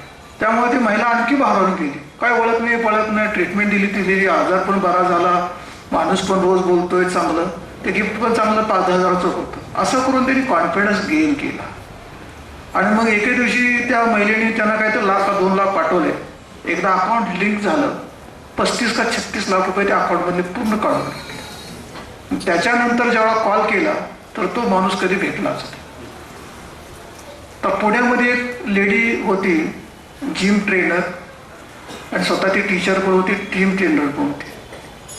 मग ते काय करायचे, ते व्हिडिओ टाकतात ना फेसबुकवरती, इंस्टाग्रामवरती, ते त्यांना ते दाखवायचं असतं किंवा असतं पण त्यांचं चांगलं कारण हे असतं. ते व्हिडिओ बघून कुठला UKचा एक असा सायबर क्रिमिनल, तो पण स्वतःला डॉक्टर समजायचा, म्हणजे डॉक्टर आहे असं म्हणून तो त्या लेडीच्या संपर्कात आला. असं करून दोघांची ओळख झाली. इतकी ओळख झाली की त्यांनी सांगितले की आता मी दिल्लीला आलेलो आहे आणि आपण एकदा भेटूया कुठंतरी. आणि असं करत मग त्यांचे आणखी शेअरिंग सुरू झालं. मग या महिलेने सगळं सांगायला सुरुवात केली, मला हा त्रास आहे, माझं मॅरेज संपलेलं आहे, आमचं काही पटत नाही आहे, मी एकटीच असते, म्हणजे आणखी एकमेकाचं दुःख सुरू झालं. मग मला आता आर्थिक टंचाई आलेली आहे. तर त्यांनी काय केलं, त्याने एक मेसेज पाठवला, मी एका पार्सलमध्ये पैसे ठेवलेले आणि ते तुम्हाला मी पाठवलेले, ते पार्सल एवढं तुम्ही सोडून घ्या आणि भरपूर पैसे तुम्हाला मिळतील. त्या महिलेने पण काय केलं, लगेच दुसरा सायबर क्रिमिनलचा फोन, कस्टम ऑफिसमधून कुठून तरी तुमच्या नावावर एक पार्सल आलेलं आहे. अगोदर यांचं बोलणं झालं होतं, तो डॉक्टर UKचा कोणतरी, ह्यांचं ते फिटनेस बघून, ह्यांचे ते प्रोफाईल बघून, ह्यांचे फोटोज व्हिडिओज बघून तो अट्रॅक्ट झालेला होता. आणि त्यालाही वाटलं बरोबर आहे, आपल्याला एक साथीदार मिळाला आणि तो पैसे पण द्यायला लागलेला आहे. चला, तर जसा फोन हे आलं, कस्टम ऑफिसवरून फोन आला, त्यावेळेला अशी गोष्ट झाली की ते लोक म्हटले ह्याच्यामध्ये पैसे नाही आहेत, ह्याच्यामध्ये नार्कोटिक्स आहे, आता ही तुमच्यावर केस होणार. मग आणखी ती महिला घाबरली. मग अजून एक दुसऱ्या सायबर क्रिमिनलचा फोन, ते CBIचा ऑफिसर कोणतरी, ते आमच्यासारखा ड्रेस, टोपी बिपी घातलेलं, मागं ते सरदार वल्लभभाई पटेलचे फोटो, आणि फोटो, सगळे फोटो, ते पोलीस स्टेशनला जसा सेटअप असतो गेल्यानंतर टिपिकल, तसा सगळा सेटअप लावलेला. आता म्हणले तुमच्यावर केस झाली, आता ते तुम्हाला ह्यातनं बाहेर काढायला पाहिजे, असं पाहिजे तसं पाहिजे, मग तुम्ही या. मग फोनवर मग ती स्कायपी कॉल करा, मग ते व्हिडिओ कॉल सुरू झाला. आता तुम्ही कुणाशी बोलू नका, जर मध्ये अधिकारी जर 18 जर झाला आणि तुमचं स्टेटमेंट जर असं उलटं सुलटं झालं तर तुम्हाला आणखी फाईन बसेल, परत तुम्हाला ते सेबीची नोटीस येईल, तुम्हाला इन्कम टॅक्सची नोटीस, म्हणजे सगळ्या दुनियादारी ते असं करून करून करून सगळं शेवटी झालं. त्या बाईचे जवळजवळ 16 लाख रुपये काढून घेतले. म्हणजे आर्थिक निकड आहे म्हणून त्या माणसाला हे केलेलं, आणि ह्याचंच अकाउंट सगळं या बाईचं सगळं साफ करून टाकलं. मध्यंतरी एक ठाण्याची केस होती, एक लेडी मुलगी होती, खेडेगावातून आलेली, इंजर झालेली, कुठंतरी पवईला काम करत होती. तिलाही असाच एखादा फोन आला की तुमच्या नावानं पार्सल आलेलं आहे, आणि ते पार्सलमध्ये हिचा आधार कार्ड कुठं लिंक झालता, काय झालता, आधार कार्डचा नंबर सांगितला, तुमच्या नावानं आले, तुमचं पॅन कार्ड आहे, आणि त्याच्यात एवढे एवढे सिम कार्ड आहेत, आणि ते आता हे एक पार्सल आहे तर अजून 2 पार्सल येणार आहेत, आणि त्याच्यामध्ये नार्कोटिक्स आहेत. असं म्हणल्यानंतर ती मुलगी एकदमच घाबरून गेली. ते लगेच तिने स्कायपीवरती कॉल घेतला, सगळं झालं. शेवटी करत करत ते परत त्याला समजून सांगतात की तुम्हाला आम्ही मदत करतो, तुम्हाला यातनं बाहेर काढतो, तर तुम्हाला काय करावं लागेल की तुम्ही खरी व्यक्ती आहे का नाही, तुमचा सिबिल स्कोर्स, जे लोन मिळण्यासाठी जो स्कोर लागतो की एवढे पैसे जर त्यांचे सिबिल स्कोर असेल तर त्यांना कमी रेटनी, इंटरेस्ट रेटनी कर्ज वगैरे मिळतं. अशा प्रकारची त्यांना सगळी स्टोरी सांगून त्या मुलीला त्या ICICI बँकेमधून इन्स्टंट लोन काढायला होतं, आणि तिने पण काढलं, आणि 20 लाख रुपये पहिले पैसे गेले ते गेले, परत लोन काढून त्या सायबर क्रिमिनलने पैसे काढून घेतले. म्हणजे अशा प्रकारच्या घटना वेगवेगळ्या वर्गामध्ये घडत आहेत. खास करून सिनियर सिटीजन या ठिकाणी जरा मला जास्त दिसतात. त्याच्याबद्दल जर बोलायचं म्हटलं तर भारतामध्ये साधारणपणे 15 कोटी सिनियर सिटीजन्स राहतात. ह्या सिनियर सिटीजन्सपैकी 30% सिनियर सिटीजन जे आहेत ते एकटे राहतात. तर ह्याची एकटेपणाची पण 2-3 प्रकार आहेत. काही लोकांना म्हणजे ते सोशल कुठल्या प्रकारचे कॉन्टॅक्ट नाही, कारण का ते हाय पदावरती कुठं नोकरीला असतात, सिनियर लेवलला आर्मीमध्ये रिटायर झालेले असतात, किंवा एखादा सिनियर मोस्ट IAS ऑफिसर किंवा एखादा रेकग्नाइज पर्सन, त्यांची सोशल कॉन्टॅक्ट नाही, त्यामुळे ते एकटेच असतात. कारण का काय विचारायचं, तुम्ही एवढा मोठा माणूस विचारायचं कसं काय त्या माणसाला पुढचे, त्यामुळे सोशल कॉन्टॅक्ट नाही, कुठं जाणं नाही, येणं नाही. काही लोक असे आहेत की घरातले लोक त्यांना विचारत नाही, ते घरामध्ये पण एकटे आहेत, पण त्यांच्या ओळखी पाळखी जरी असले तर घरात राहून पण ते सगळी माणसं आजूबाजूला आहेत, पण यांना कुठल्याही प्रक्रियेमध्ये ते नसतात, लोकांना विचारत नाही काही, असे काही सिनियर सिटीजन नाही. तिसरा प्रकार आहे की जे लोक फक्त इकडे तिकडे असतात, ना त्या सोसायटीशी कनेक्ट आहेत ना त्या घराशी कनेक्ट आहेत, असे पण काही सिनियर सिटीजन आहेत. तर यांना पण टार्गेट करण्याचा सायबर क्रिमिनलचा वेगळ्या प्रकारचा फंड आहे. ते काय करतात की यांचा जो मोबाईल नंबर आहे, बरेच सिनियर सिटीजनना टेक्निकली त्यातनं काही कळत नसते. त्यांना फक्त त्यांचा हा जमाना आहे की जुन्या काळात मोठंच्या मोठं साडगं असायचं, त्या साडग्यावर फोन यायचा आणि आपल्याला पाहिलं 100 वेळा ते डायल करून कुणाला तर फोन लावायचा आणि बोलायचं. ह्याच्या पलीकडं त्या सिनियर सिटीजनचं काय नाही आहे. मग या लोकांना आता ह्या नवीन पिढीने काय केलं, एक फोन आणून दिला होता, त्याला इंटरनेट नाही काय नाही. तर तो जो फोन आहे तेवढेच त्यांना माहिती आहे की कुणाच तरी फोनाला की फोन रिंग वाजली की फोन दाबायचा, फोन घ्यायचा आणि आपल्याला पाहिजे तास 2 तास बोलायचं, आणि जर ते सगळं संपलं तर आपण कधीतरी कोणाला तर फोन लावायचं, एवढंच आहे. तर ह्या सिनियर सिटीजनचे जे काही फोन आहेत, ह्यांचे जे सिम कार्ड आहेत, ह्याच्यावरती स्मार्टफोन त्याच्या व्हॉट्सअपवरती ॲक्टिव्ह नसतो. मग सायबर क्रिमिनल काय करतात, हा जो सिम कार्ड आहे, हा सिम कार्डचा वापर करून त्या सिम कार्डवरती दुसऱ्या एखाद्या फोनवरती व्हॉट्सअप चालू करतात. म्हणजे X नावाच्या सिनियर सिटीजनचा व्हॉट्सअप हा Y नावाच्या सायबर क्रिमिनलच्या अकाउंटवरती व्हॉट्सअप चालू राहतो. त्यासाठी काय लागतं, त्यांना एक OTP लागतो. आणि ह्यांनी अनेक वेळा टेस्टिंग करत त्या सिनियर सिटीजनला फोन करतात, तुम्हाला एक मेसेज आला असेल, मी अमुक बँकेतनं बोलतोय, इकडून बोलतोय, तिकडून बोलतोय, तुमचं हे अकाउंटमध्ये थोडीफार त्यांना माहिती असते, आधार कार्ड, पॅन कार्ड, तेवढं तुम्हाला तो मेसेज आला आहे, तुम्ही मला वाचून सांगता का. तर हे लोक त्याला OTP देऊन टाकतात आणि लगेच त्या व्हॉट्सअप त्याच्यावरती चालू होतो दुसऱ्या एका स्मार्टफोनवरती, आणि त्या व्हॉट्सअपचा वापर करून तो दुनियामध्ये सगळे सायबर गुन्हे करत लागतो. जेव्हा शोध घेतला जातो तेव्हा असं कळतं व्हॉट्सअप वापरणारा व्यक्ती वेगळा आहे. कारण अशी एक घटना घडली महाराष्ट्रामध्ये की एका माणसाने फेसबुकवरून बदनामी केली, म्हणून आम्ही त्याचा शोध घेतला. मग त्याचा व्हॉट्सअप नंबर मिळाला, तो व्हॉट्सअप नंबर मिळाला धुळ्याचा. त्या धुळ्याच्या माणसाला आम्ही उचलून आणला. तो माणूस होता साधा भाजीपालाचा, काही तर छोटं मोठं गावात बसून भाजीपाला विकायचा. तो म्हणला दुनियात मी कधी व्हॉट्सअप वापरलेलंच नाही, तुम्ही मला का धरून आणलेलं आहे. आणि त्याच्याबरोबर 4 पुढारी त्या गावातले. हा माणूस किती इनोसंट आहे सांगायला. म्हणजे परत पंचायत अशी झाली की असा विषय होता की तो नंबर त्याचा होता, वापरणारा क्रिमिनल बेंगलोरचा होता, त्याचा व्हॉट्सअप वापरणारा बेंगलोरचा होता. त्यामुळे सिनियर सिटीजन्सनी ज्या वेळेला आपल्याला कधी कुठल्याही अननोन माणसाचा जवळ फोन येतो त्यावेळेला आपण कोणत्याही प्रकारची माहिती त्या व्यक्तीला देऊ. बऱ्याच वेळा असं होतं की अशी घटना घडलेली आहे की 87 वर्षाची व्यक्ती होती सिनियर सिटीजन. त्यांना एखादा फोन आला की तुमच्या कुठल्या तरी दूरदूरच्या नातेवाईका कुठला तरी माणसाला पोलीसची केस झालेली नाही, मेडिकल एमर्जन्सी आहे. मेडिकल एमर्जन्सी आहे म्हटल्यानंतर या लोकांनी पाठीशी पैसे पाठवले तर ते सायबर क्रिमिनलने त्यांच्याकडून पैसे काढून घेतलेले.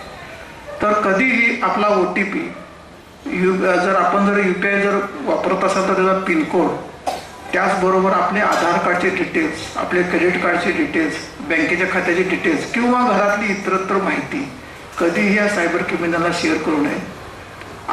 तुम्ही जर स्मार्टफोन जर वापरत नसाल तर ही चांगलीच गोष्ट आहे. जर वापरत असाल तर त्याच्यावरती फेसबुक बघत असताना, इंस्टाग्राम बघत असताना त्यावरती वेगवेगळ्या लिंक येतात, वेगवेगळ्या ॲडव्हर्टाईज येतात, त्या कधी तुम्ही प्रेस करू नका. कारण का त्याच्यानंतर तुमच्या घरातली किंवा त्या फोनमध्ये स्टोअर केलेली माहिती त्या गुन्हेगारापर्यंत पोहोचू शकते आणि त्या माहितीचा आधार घेऊन तो सायबर गुन्हा करू शकतो.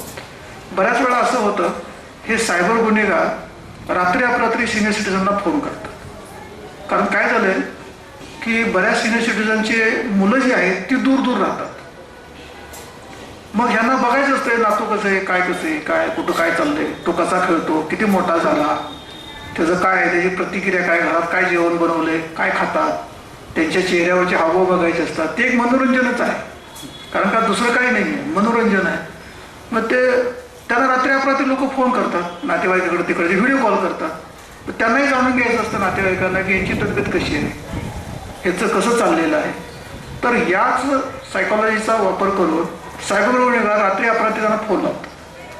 ते व्हिडिओ कॉल घेतला की पुढं एखादा जो कॉल करणारा सायबर गुन्हेगार असतो तो काय करतो की अंगावरचे कपडे काढतो. ती मुलगी असते, अंगावरचे कपडे काढतो आणि यांना काहीच माहीत नसतं, एक तर दिसत नसते, ते काय आलंय, कोणाचा फोन आहे, आवाज ओळखत नाही. ते बघता बघता ते लोक फोन रेकॉर्ड करून घेतात आणि परत त्या व्यक्तीला फोन लावतात की तुम्ही असं असं बघत होता आणि तुम्हाला ह्या वयात ही शोभत नाही आणि हे तुमचे कॉन्टॅक्टमध्ये मुलगा मुलगी काय तो नातेवाईक, मुलीकडचे मुलाकडचे जावयाकडचे, यांना आम्ही सगळं ते पाठवून देणार आणि तुमची बदनामी करणार, तर तुम्हाला आम्हाला पैसे द्या. असं करून बऱ्याच वृद्ध लोकांच्याकडून पैसे काढलेले आहे. प्रश्न असा आहे की आपण कोणालाही पैसे द्यायची गरज नाही. जरी चुकून एखाद्या सायबर क्रिमिनलने असं कृत्य केलं असेल तर असे व्हिडिओ कुठलाही वृद्ध माणूस बघत नाही. आत्तापर्यंत कुठल्याही तपासामध्ये चौकशीमध्ये निष्पन्न झालेलं नाही. फक्त हे समाजाची भीती, कायद्याची भीती, बदनामीची भीती या हेडखाली हे लोक वेगळ्या प्रकारची मोडस ऑपरेंडी वापरून हे वृद्ध लोकांना हे फसवत असतात. त्यामुळे जर अशी काही प्रसंग कोणावर जर उडवला तर कोणालाही पैसे द्यायची गरज नाही. सगळ्यात महत्त्वाचं म्हणजे सायबर गुन्हेगार जेव्हा तुमची फसवणूक करतो, आर्थिक फसवणूक करतो किंवा तुमची बदनामी करतो, तेव्हा कुठल्या तरी मोमेंटला तुम्हाला हे लक्षात येतं की माझी फसवणूक व्हायला लागलेली आहे. मग ते सिनियर सिटीजन असू द्यात, यंग माणसं असू द्यात आणि कोण असू द्यात, त्या मोमेंटला तुम्ही तुमचे जे जवळचे नातेवाईक आहेत, तुमचा मुलगा असेल, मुलगी असेल, सून असेल आणि कोण असेल, यांच्याशी संपर्क साधणं गरजेचं आहे. बऱ्याच वेळा काय होतं की सायबर गुन्हेगार वेगवेगळ्या प्रकारे सायकॉलॉजिकल तुमच्यावरती प्रेशर माउंट करतात, तुम्हाला भीती दाखवतात, कायद्याची भीती दाखवतात. बऱ्याच वेळा असं होतं की पैसे मिळवणे स्वतःसाठी, आपल्या सुरक्षित जीवनासाठी पैसे मिळवणं हा काही गुन्हा नाही आहे. त्यासाठी सगळेजण माणसं काबाड कष्ट करतात. कोण शेअर मार्केटमधून पैसे काढेल, कोण व्याजाने पैसे देऊन पैसे काढेल, कोण बँकेत एफडी करून पैसे काढेल, कोण धंदा करून पैसे काढेल. पैसे मिळवणे हा काही गुन्हा नाही आहे.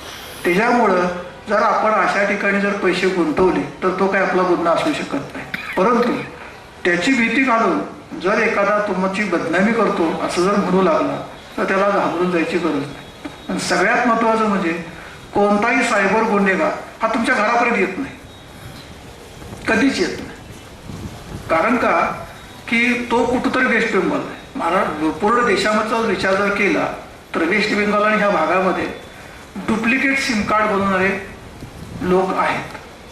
डुप्लिकेट म्हणजे नॉर्थ ईस्ट म्हणजे आसाम असेल, वेस्ट बेंगॉल असेल त्या भागामध्ये, हरियाणा या भागामध्ये, हरियाणा दिल्ली या भागामध्ये ATM मधून पैसे काढणारी लोक आहेत. गँग एकच आहे. इकडचे सिम कार्ड वापरले जातात, परत राजस्थान वगैरे ह्या भागामध्ये ही लिंक पाठवून पैसे काढतात. वेगवेगळ्या प्रकारच्या मोबाईलच्या ॲपची लिंक पाठवून पैसे काढतात. ह्या वेगवेगळ्या प्रकारच्या गँग आहेत.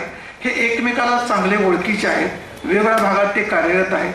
त्यामुळे तेवढ्या लांबून येऊन आणि आतापर्यंत कुठलाही सायबर गुन्हेगार कोणत्याही व्यक्तीच्या घरात शिरलेला नाही. त्यांनी कधीही तुमच्याशी घरापर्यंत आलेला नाही किंवा तुम्हाला कधी संपर्क केलेला नाही. तो फक्त काय करतो, तुमच्यावरती मानसिक दबाव निर्माण करतो. पहिला दबाव तुम्हाला धोका. धोका म्हणजे काय, एखादा समजा सिनियर सिटीजन त्यांना फोन आला, एकटेच राहतात ते, संध्याकाळी तुमची लाईट बंद, पैसे भरा. तो माणूस काय म्हणणार, एक तर मी एकटाच माणूस राहतो, घरात लाईट नाही, पाणी कसं येणार, पुढचं कसं काय होणार ते. आणि बरेच लोक एक टायमाचे जेवणारे असतात, संध्याकाळी जेवत पण नाही, दुपारी एकदा जेवले की संपलं त्यांचं, परत दुसऱ्या दिवशीच ते. अशी पण सिच्युएशन भरपूर आहे. मग लाईट गेली तर आपण काय करायचं. तर कुठलंही गव्हर्नमेंट का कुठलंही इलेक्ट्रिसिटी बोर्ड किंवा कुठलंही टेलिकॉम सर्व्हिस, एअरटेल असू द्या, BSNL असू द्या, कधी असा अर्जन्सीचा मेसेज पाठवत नाही. आत्ताच्या आत्ता भरा, तुमचं बंद करतो. तुम्ही आत्ताच्या आत्ता KYC अपडेट करा, नाही तर तुमचं अकाउंट ब्लॉक करतो. असं कधीच कुठलीही बँक करत नाही.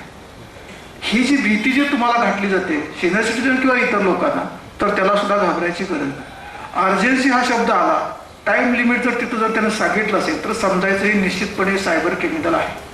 आणि बऱ्याच वेळा तुम्ही सांगून तरी बघा की मी एक पोलीसमध्ये काम करतो, का माझा नातू माझा मुलगा पोलीसमध्ये असतो, मी त्या मुलाला सांगतो, तर ही भाषा कशी येते बघा.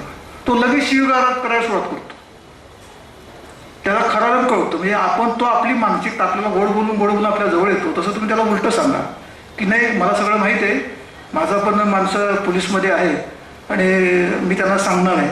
तो लगेच म्हणतो घर में घुसेंगे, मारेंगे, तोडेंगे, अशी भाषा करतो. म्हणजे तो सायबर गुन्हेगार असतो. ही सुद्धा टेस्टिंग आहे.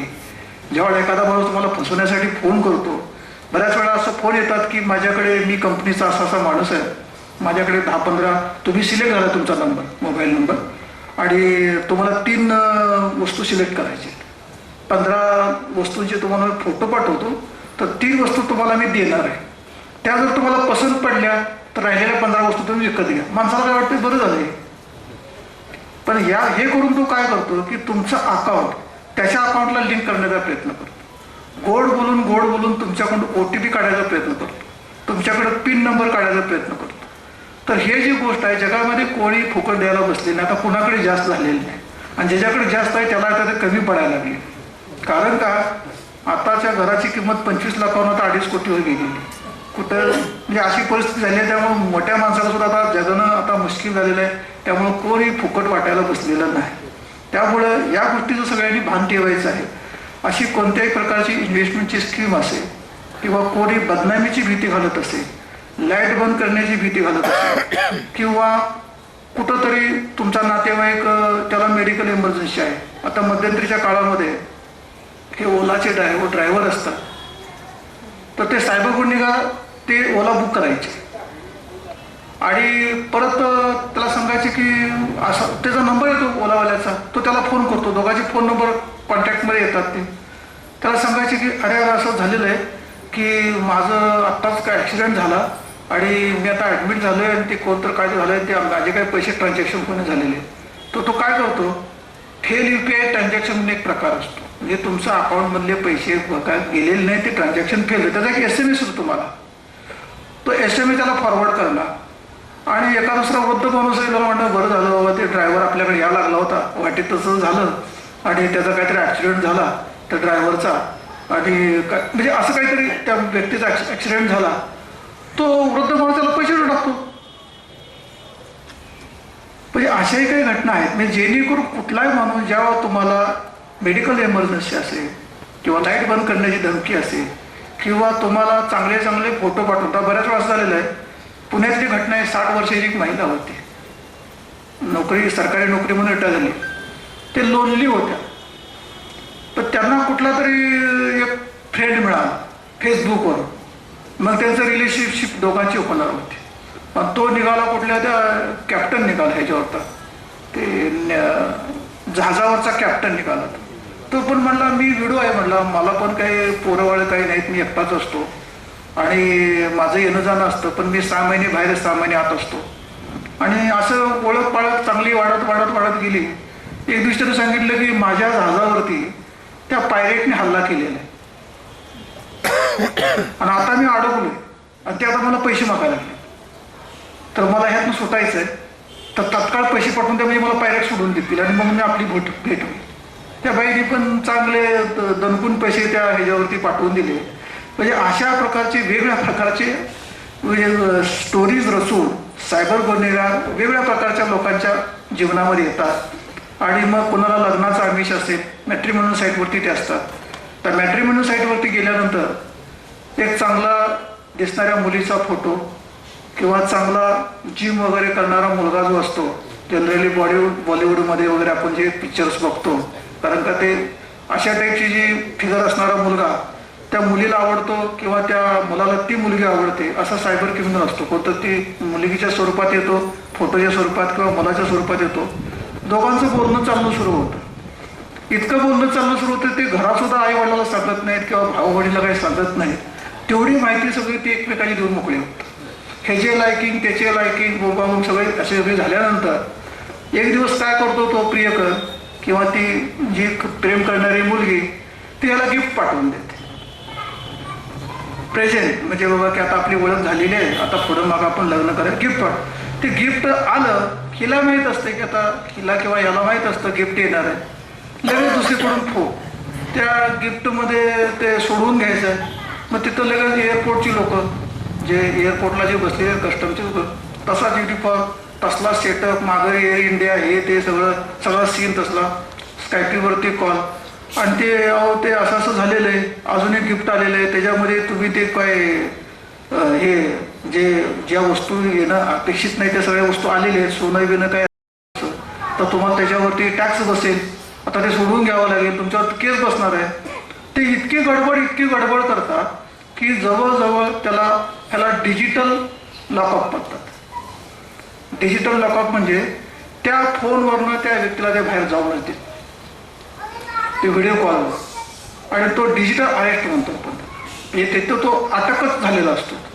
जसं पोलिटिशियनला गेले की ते स्टेटमेंटच्या नावाकडे अख्खा दिवस घालवतात, कारवाईत राहिली बाजूला स्टेटमेंट घेऊन घरात पाठवून देतात. शेवटी हेलपाटे मारणाराच कंटाळतो आणि ABCD मध्ये तो फसून जातो. अवॉइड बायपास कन्फ्यूज अँटीनाय ह्याच्यामध्ये शेवटी निराशा घेऊन म्हणजे असा तिथं लोकांना माहीत असतो प्रकार. मग त्यांना तसंच वाटतं हे असंच काहीतरी वाटतं स्टेटमेंट आणि शेवटी असंच करत तो माणूस पैसे जोपर्यंत देत नाही तोपर्यंत ते व्हिडिओ कॉल काही बंद होत आणि इतकी भीती काढली जाते.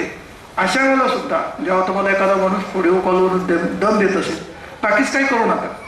तुमच्या कोणतरी जबाबदारीची माणसं असतील, आई असेल, वडील असेल, भाऊ असेल, बहीण असेल, त्यांना पहिला संपर्क करा. काही गरज नाही, कारण का आपले जे तारणावर आहे ते आकाशात उडणाऱ्या पतंगासारखं दोरीच्या स्वरूपात तेच जवळ असतात. तुम्ही किती जरी लांब जरी गेला तर तुम्हाला मदत करणारे तुमचे आई वडील भाऊ बहीण हेच असतात. तुम्ही त्यांच्याकडे पहिली मदत मागा. भले त्यांच्याकडे नसेल, जेव्हा त्यांना तुमचा विषय कळेल त्यावेळेला त्यांच्या संपर्कात लोकांना ते आमच्याकडे विचारतील बाबा असं माझ्या नातेवाईकाच्या असं झालेलं आहे. परंतु हे कधी पैसे देण्याच्या अगोदर. पैसे देऊन झाले सगळं गोंधळ करून झाला 5-50 लाख रुपये जातानले आणि मग नंतर फोन करण्यात काही पॉईंट नाही. कारण का अशा घटना आम्हाला अशा वेळा कळतात. कोण तर फोन करतो तिकडून की असं असतं ते आमची पाहुण्याची मुलगी मुंबईला गेली, तिला फसवलं, ते 25 लाख रुपये गेले 30 लाख रुपये, त्याला काहीच अर्थ नाही. तर अशा घटना होऊ नये. शेवटी जाता मला लोकांना एकच सांगायचं आहे, सायबर गुन्हेगाराची व्याप्ती त्यांच्या मोडस ऑपरेंडी दिवसेंदिवस वेगळ्या होत आहेत. आर्टिफिशियल इंटेलिजन्सचा वापर सुरू झालेला आहे. त्याचबरोबर डीप फेक तुम्हाला माहीत असेल, डीप क्लिअर म्हणून कन्सेप्ट आहे, ते पण आता मी जाता तुम्हाला सांगतो. डीप फेक म्हणजे जे सेलिब्रिटी लोक आहेत, सचिन तेंडुलकर, शाहरुख खान किंवा जे मोठे लोक आहेत जे रोज व्हिडिओ त्यांचे होत असतात किंवा जे रोज व्याख्यान देतात इकडे तिकडे असतात पिक्चरमध्ये, त्यांच्या भरपूर डेटा ह्या सायबर क्रिमिनल्सकडे असतो.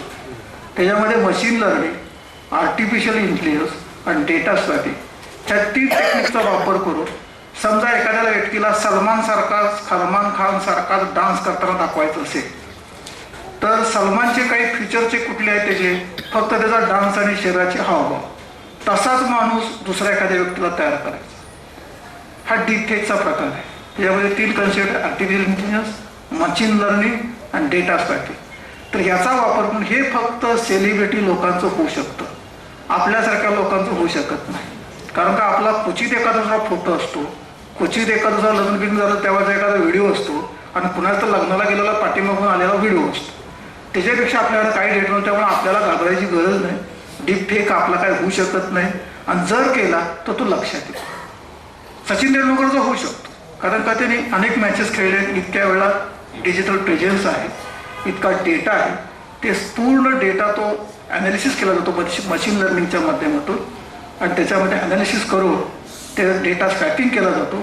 त्याप्रमाणे मध्यंतरी एका ॲक्ट्रेसचा पण डीप फेक झाला, कारण का त्याचे व्हिडिओज खूप असतात, सामान्य माणसाला घाबरायची गरज नाही. पण तो डीप क्लिअर म्हणून एक प्रकार आहे, फेक क्लिअर म्हणून एक प्रकार आहे. ह्याच्यामध्ये काय केलं जातं, तुम्ही समजा इंटरनेटवरती ॲक्टिव्ह असाल तर तुम्ही जो ब्राउझर वापरताय त्याच्यावरती तुम्हाला असा मेसेज येईल की तुम्ही अपडेट करा, तुमचं फायरवॉल अपडेट करा. हे चुकीचे मेसेज असतात, त्याच्यामध्ये मालवेअर असतं.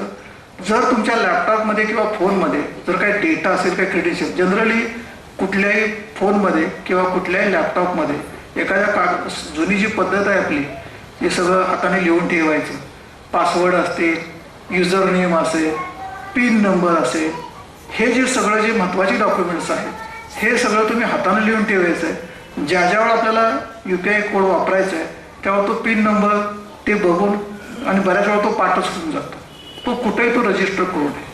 आपला कुठलाही पासवर्ड कुठल्याही इलेक्ट्रॉनिक डिव्हाइसेसमध्ये आपण ठेवू नये. साधी एखादी वही ठेवा, ते काही फार मोठं डॉक्युमेंट नसते, एका पेजवरती सगळे पासवर्ड सगळे युजरनेम येत असतात, त्यामुळे त्याचाही वापर करावा. आणि सिनियर सिटीजन्सनी खास करून कुठल्याही प्रकारचा स्मार्टफोनच्या माध्यमातून किंवा कुठल्याही माध्यमातून आपल्याला एखादा फोन आला तर घाबरून जायची अजिबात काही गरज नाही. भारत सरकार हे तुमच्या पाठीशी आहे. सगळ्या प्रकारचा सर्वे भारत सरकारने करून ठेवलेला आहे. फक्त काय होतं, अतिउत्साहामध्ये हे सायबर क्रिमिनलची भीती घालतात चारित्र्याची. कारण का अख्खं आयुष्य चारित्र्य संपन्न असताना कोणता असा व्हिडिओ बनवतो, त्या महिलेला किंवा त्या पुरुषाला, वृद्ध माणसाला असं वाटतं की माझं चारित्र्य जर हनन झालं तर मी जगू कसा. अगोदरच मी लोनली आहे. 15 कोटी लोकांमधले 5 कोटी लोकही लोनले आहेत, ते एकटे राहतात. आणि मग ह्या लोकांना जर टार्गेट केलं गेलं, पण हे सगळे श्रीमंत लोक आहेत. हे जे 15 कोटी लोक आणि हे जे 5 कोटी लोक आहेत, श्रीमंत आणि अतिश्रीमंत कॅटेगरीतले लोक आहेत. कारण का, ह्यांनी आयुष्यभर अख्ख्या कुटुंबासाठी सगळं आयुष्य वेचलेलं आहे. परंतु दुर्दैवानं सुदैवानं अशी काही परिस्थिती येते दुर्दैवानं त्यांच्या जीवनामध्ये की ते एकटे पडतात. आणि ही एक समस्या आहे. याचा सुद्धा ह्या सायबर क्रिमिनल्सनी वेगवेगळ्या मार्गाने एक मॉडस ऑपरेंडी वापरून त्यांच्याकडून पैसे काढणे, त्यांना कायद्याची भीती दाखवणे, त्यांची बदनामी करणे, अशा प्रकारचे क्लुप्त्या आणि गुन्हे ते करण्याच्या प्रयत्नात आहेत. यालाही लोकांनी बळी पडू नये. आणि लहान मुलं, आपली जी लहान मुलं आहेत, त्याला एक पॅरेंटल कंट्रोल म्हणून एक प्रकार असतो. तर तो मुलगा काय बघतो, किती तास मोबाईल फोनवरती आहे, किती तास लॅपटॉपवरती आहे, तो नेमका काय बघायला लागलेला आहे, ते आई वडिलांना कळू शकतं. कुठल्याही आजूबाजूला तुमचा जो टेक्निकल जो माणूस असतो त्याच्याकडून जर तुम्ही पॅरेंटल कंट्रोल जर करून जर घेतला तर तुम्हाला त्याच्यापासून तुमच्या मुलाचं सुद्धा संरक्षण करता येऊ शकतं. आणि आपले जे काही क्रेडेन्शियल आहेत बँकेचे, बऱ्याच वेळा पोरं गेमिंग खेळत बसतात, त्याला काय माहीत नाही, काही नाही, तो 5 रुपये 10 रुपये लावायच्या भानगडीमध्ये कधी 250 रुपये पण टाकतो. एकदा तर असं झालेलं आहे, एका माणसाचे 4 लाख रुपये गेले. दौंड म्हणजे गाव किती ग्रामीण भागच आहे. तिथला एक मुलगा घरात गेमिंग करतो, कारण का पोरं छळतात आईवडिलांना दोघंही वर्किंग असतात, कोणालाही वेळ नाही, आणि हा दरम्यानच्या काळात कालवा करतो. मग त्यामुळे त्याला काय, एखादा लॅपटॉपवरती गेम जोडून दिला, ते दिवसभर त्यात व्यस्त राहतात. पण त्या गेमिंगला बऱ्याच वेळेला फ्री गेम नसतात, 50 रुपये 20 रुपये 100 रुपये टाकावे लागतात. असं करत करत त्या मुलाने बापाचं अकाउंट पूर्ण 4 लाखाचं खालीच करून टाकलं. आणि बऱ्याच वेळा बँका हे ॲक्सेप्ट करत नाही. जर तुम्ही OTP जर दिला असेल, जर तुम्ही पिन नंबर दिला असेल आणि जर तुमच्या अकाउंटमधून जर पैसे गेले असतील तर बँक म्हणतात हे क्राईम नाही, त्याच्यासाठी तो क्राईम नाही आहे. तुमचा जर कोणी काढून घेतला तर तो क्राईम आहे. मग हा झाला पोलीस स्टेशनच्या तपासाचा भाग. आता यासाठी सरकार काय करते, महाराष्ट्र गव्हर्नमेंटनी सायबर सिक्युरिटी प्रोजेक्ट नावाचा प्रोजेक्ट उभा करण्याचा जवळजवळ इरादा स्पष्ट केलेला आहे. नजीकच्या काळामध्ये सायबर सिक्युरिटी प्रोजेक्ट या नवी मुंबईच्या हद्दीमध्ये येणार आहे. त्यासाठी जवळजवळ सगळी प्रक्रिया पूर्ण करण्यात आलेली आहे. त्यातलं पहिलं असेल कमांड सेंटर. ह्या कमांड सेंटरमध्ये 100 लोक असतील की जे लोक तुमच्या ज्या काय कंप्लेंट आहेत, पोलीस स्टेशनला जायची गरज नाही, तिथं कॉल करायचा आहे. ते कॉल केल्यानंतर तुमची कंप्लेंट लिहून घेतली जाईल, ज्याच्यामध्ये बदनामी असेल, काही ठिकाणी पैसे तुमच्या अकाउंटमधून गेले असतील किंवा बऱ्याच वेळा तुमच्या अकाउंटमधून वेगवेगळ्या प्रकारच्या तुम्हाला लिंक आल्या असतील तुमच्या मोबाईलमध्ये वगैरे, याची माहिती तुम्ही तिथे दिल्यानंतर ती माहिती तिथं साठवली जाईल. आणि त्याप्रमाणे जर तुमचे पैसे गेले असतील तर त्या सायबर गुन्हेगाराचं अकाउंट हे फ्रीज केलं जाईल आणि तुमचे पैसे वाचवले जातील. त्याच्यानंतर हे झाला पहिला टप्पा. दुसऱ्या टप्प्यामध्ये याचं इन्व्हेस्टिगेशन करण्यासाठी साधारणपणे 140 इंजिनियर सरकार त्या ठिकाणी नेमणार आहे. तर हे इंजिनियर्स ज्या कुठल्या सायबर गुन्हेगाराने जे कुठला अकाउंट वापरला आहे, जो कुठला फोन नंबर वापरलेला आहे, जो कुठला सेल नंबर वापरला आहे, त्याचा IMEI नंबर सगळं ट्रेस करून तो गुन्हेगार वेस्ट बेंगॉलमधला असू द्या, इथला असू द्या, तिथला असू द्या, सगळ्या प्रकारची माहिती ते इंजिनियर्स काढतील. आणि त्यानंतर तिसरा टप्पा असेल पोलीस स्टेशन. पोलीस स्टेशनमध्ये बरेच अधिकारी तिथं असतील. ते अधिकारी ह्या सर्व गुन्हेगारा जिथं कुठं असतील त्यांच्या अकाउंटमधनं ते पैसे बाहेर काढतील, ते लोकांना अटक करतील, ती पुढची प्रक्रिया होऊन जाईल. त्याच्यानंतर सर्टिन म्हणून एक प्रकार असेल की आता मुंबईतला पाण्याचा सप्लाय, वॉटर सप्लाय, ह्याच्यामध्ये क्लोरीन लेवल 1% जरी वाढवली तर हे पॉयझनस पाणी होतं. माणसं मरू शकतात जागेवर पिल्या पाणी. हे क्लोरीन फक्त आपण वापरतो कशासाठी, ते जंतुनाशक म्हणून वापरतो. त्याचं जर प्रमाण वाढवलं तर ते माणसावरती अपायकारक ठरू शकतं. यासाठी सुद्धा हे असे जे काही इसेन्शियल किंवा व्हनरेबल किंवा वेगवेगळ्या प्रकारच्या सुविधा आहेत, लाईट आहे, लाईट सप्लाय जर बंद झालं किंवा रेल्वेची सिग्नलिंग सिस्टीम खराब झाली, ट्रेन एकमेकाला धडकल्या, ॲक्सिडेंट झाले, अशा बऱ्याचशा सिस्टीम आहेत गव्हर्नमेंटमध्ये. JNPTचं आपलं जहाजं येतात जातात परदेशातली मालाची वाहतूक होते, तिथले जर सर्व जर खराब झाले तर झाड जर एकमेकाला धडकतील, कुणाला काय कळणार नाही. तर एअरपोर्ट आहे, एअरपोर्टमधले जर विमानं तर त्यांची जर कनेक्टिव्हिटी जर काढून घेतली, सायबर क्रिमिनल जर गेले तरी विमान जर हवेतल्या हवेत किंवा उतरताना काहीतरी ॲक्सिडेंट होऊ शकतात. तर ह्या सर्व ठिकाणी काम करण्याची जबाबदारी ही सर्टिनच्या माध्यमातून होणार आहे. त्याच्यानंतर डेटा अनालिटिक्स असणार आहे. म्हणजे जे काही तुम्ही गुन्हेगारांच्या बद्दलची माहिती देताय, त्यांनी कुठल्या फोनवरनं फोन केला, कुठली लिंक वापरली, कुठला हँडसेट वापरला, ह्याचं पूर्ण डेटाचं अनालिसिस केलं जाईल.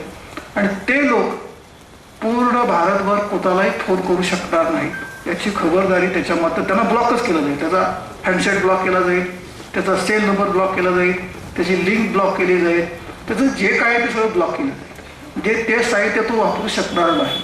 आणि नवीन साहित्य घेताना तर निश्चितपणे पकडला जाणार आणि होणाऱ्या भविष्य काळातले गुन्हेसुद्धा थांबणार. त्यानंतर असणारे ट्रेनिंग सेंटर आणि अवेअरनेस कॅम्पेन. ट्रेनिंग सेंटर म्हणजे महाराष्ट्रातले सर्व पोलीस, सर्व जजेस, सर्व पोलीस प्रॉसिक्युटर्स, सर्वसामान्य नागरिक, सर्व सरकारी अधिकारी, वेगवेगळ्या कॅश फ्लो हँडल करणारे सर्व कर्मचारी अधिकारी यांना ट्रेनिंग दिलं जाईल की सायबर गुन्हेगारापासून स्वतः सुरक्षित कसं राहायचं. बऱ्याच वेळा असं होतं की एखाद्या लॅपटॉपवरती एखादा कर्मचारी काहीतरी करत असतो, खेळता बघता तो तिथं गेम खेळायला लागतो, त्या गेममधून एखादा मालवेअर आतमध्ये येतो, त्यामुळे ती सिस्टीम सगळी इम्पॅक्ट होते, कंपन्या बंद पडतात. सायबर गुन्हेगार कंपन्या बंद पाडून ते सांगतात हा पासवर्ड आहे, आम्हाला 10 कोटी द्या, 50 कोटी द्या, तरच तुमची कंपनी सुरू होणार, नाहीतर कंपनी सुरू होणार नाही. त्यामुळे वेगळ्या प्रकारचा डेटा असतो. अशा प्रकारचे गुन्हे तर त्याच्यावरसुद्धा प्रतिबंध करण्यासाठी डेटा अनालिटिक्स नावाचा एक नवीन त्याच्यामध्ये कॉम्पोनंट आहे. आणि त्याच्या माध्यमातून सुद्धा लोकांचा अवेअरनेस आणि त्या डेटा अनालिटिक्सच्या माध्यमातून या सर्व सायबर गुन्हेगारांपासून नागरिकांचं संरक्षण हे सुद्धा महाराष्ट्र गव्हर्नमेंटने खास करून आपले राज्याचे उपमुख्यमंत्री देवेंद्र फडणवीस यांचा हा त्यांच्या ड्रीम प्रोजेक्ट आहे.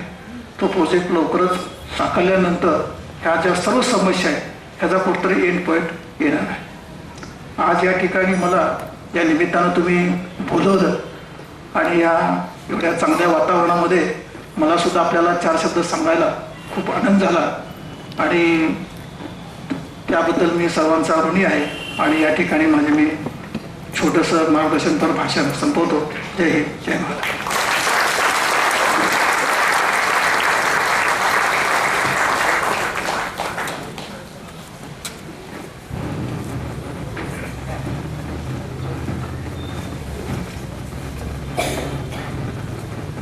मला वाटतं गेले 1-1.25 तास खूप जसं मी मगाशी सुरुवात करताना म्हटलं होतं की आपल्याला काहीतरी देऊन जाणारा होता आणि कुठे कुठे धोके आहेत हे सगळ्या ऑनलाईन ट्रान्झॅक्शन्स करताना किंवा हे व्यवहार करताना याच्याबद्दल सरांनी आपल्याला खूप अलर्ट केलेला आहे. कुठे कुठे आपण फसू शकतो, ते टप्पे कोणते आहेत, कुठल्या बाबतीत फसू शकतो, कोणकोणत्या असे सिग्नल्स आहेत की जिकडे आपण समजायचं की हो इकडे कदाचित आपण फसू शकतो. अशा सगळ्या त्यांनी आपल्याला गोष्टी सांगितलेल्या आहेत आणि माझी खात्री आहे की हे आपल्यासाठी पुढच्या काळामध्ये नक्की उपयोगी पडेल. पण तरी इकडे काही मंडळींना जर कुठले प्रश्न असतील या विषयाशी निगडीत तर आपण प्लीज विचारावे.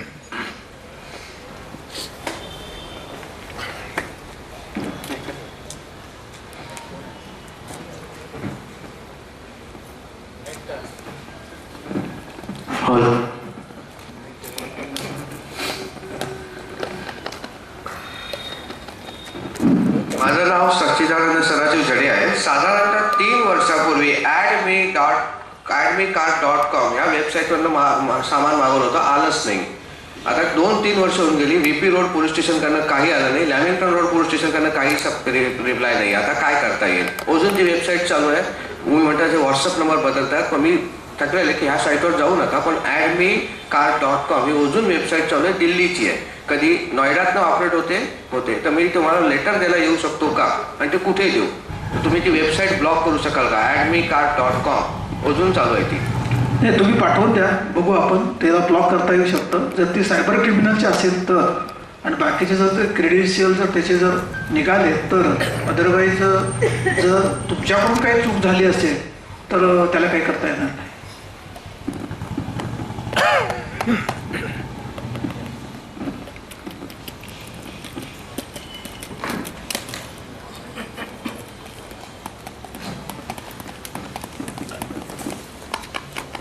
नमस्कार, शिंदे सर.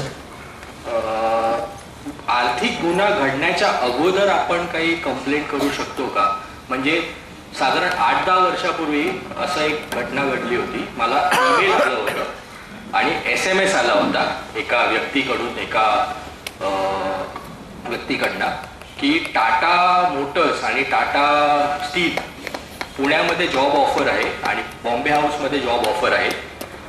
लेटर हेड बघून ते साधारण एकंदरीत आयडिया येत होती की ते फेक आहे, कारण त्याच्यामध्ये भरपूर स्पेलिंग मिस्टेक्स होत्या आणि टाटाचा लोगोही थोडा वेगळा होता, पण टाटाच्या लोगोसारखा टी जो आहे त्याच्यासारखा सिमिलर होता.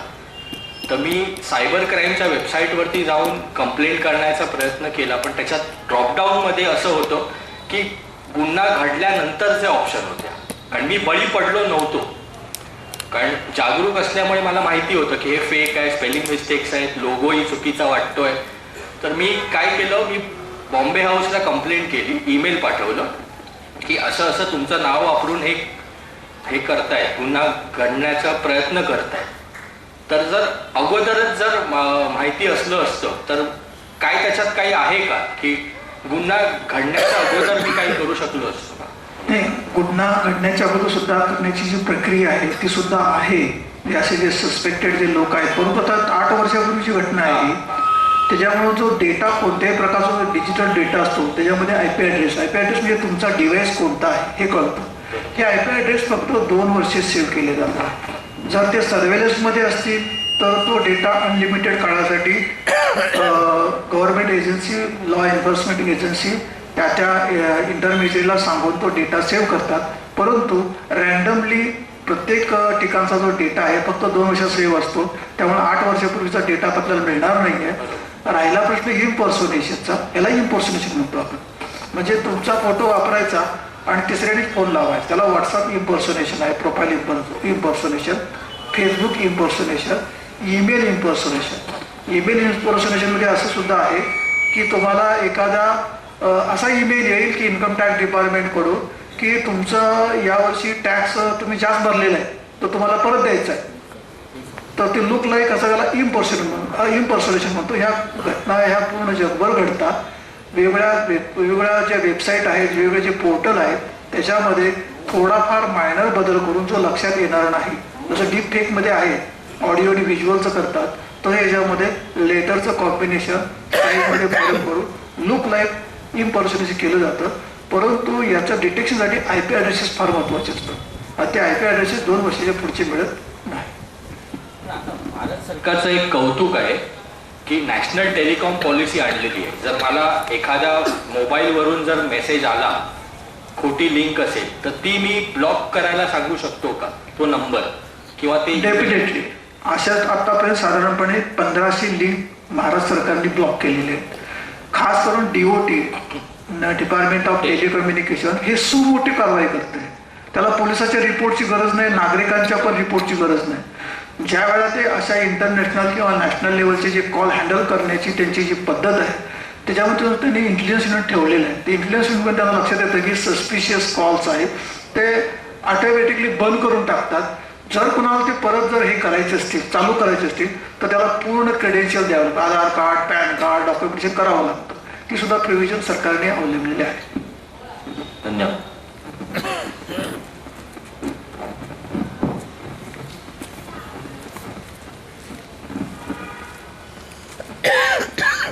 सर नमस्कार. आपली मुलं आजकाल बाहेरून ॲमेझॉन इकडे तिकडे सगळं मागवतात. दिवसातून किमान 4 वेळा तरी आमच्याकडे दारामध्ये असे येतात, पार्सल मागवलं, हे मागवलं, ते मागवलं. ते मुलं मोबाईल नंबर सगळं करतात. पण इन केस आपल्या पश्चात त्याचा वीज वेगळा होत असेल ते आपल्याला कसं कळतं? तिथे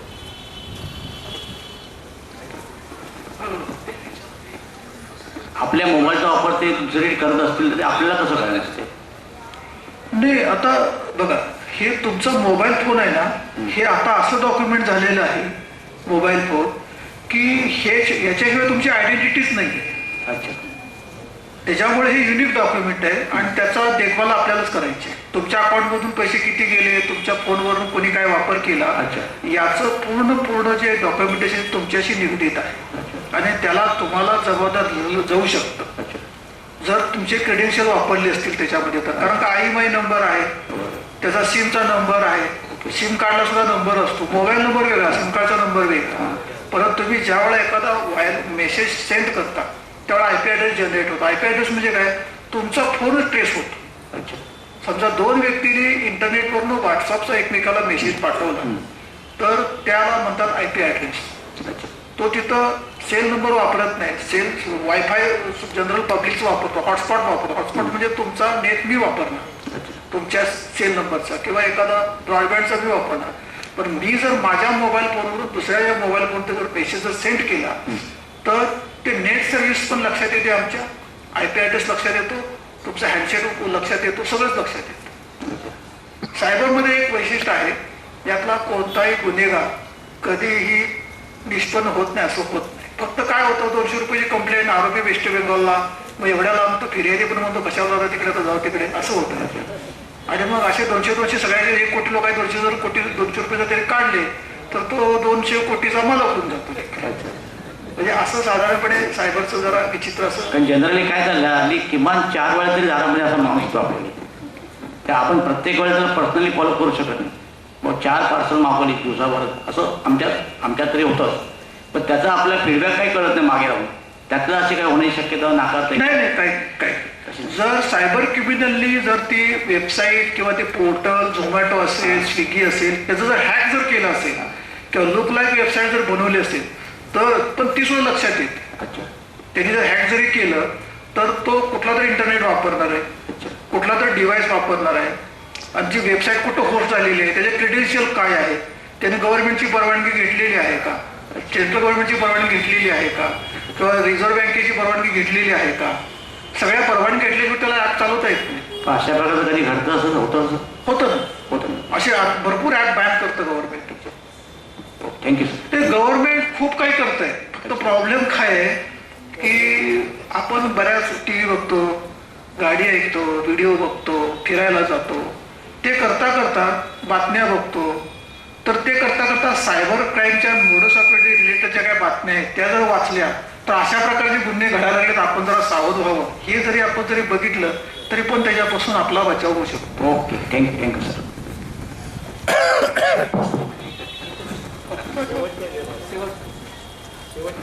सर नमस्कार.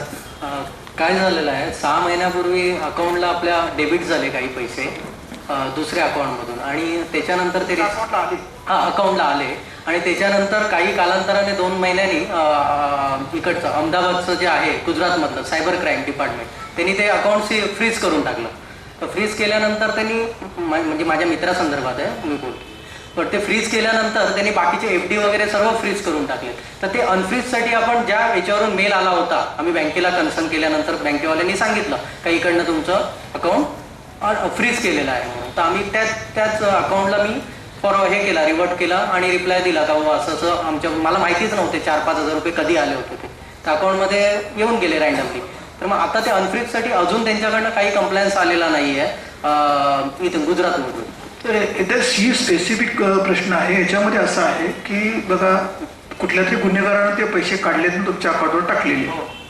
जर ते गुन्हेगारीतून निर्माण झालेले जर पैसे असतील तुमच्या अकाउंटवर आले असतील तर तुम्ही सुद्धा संशयाच्या भोरामध्ये आला.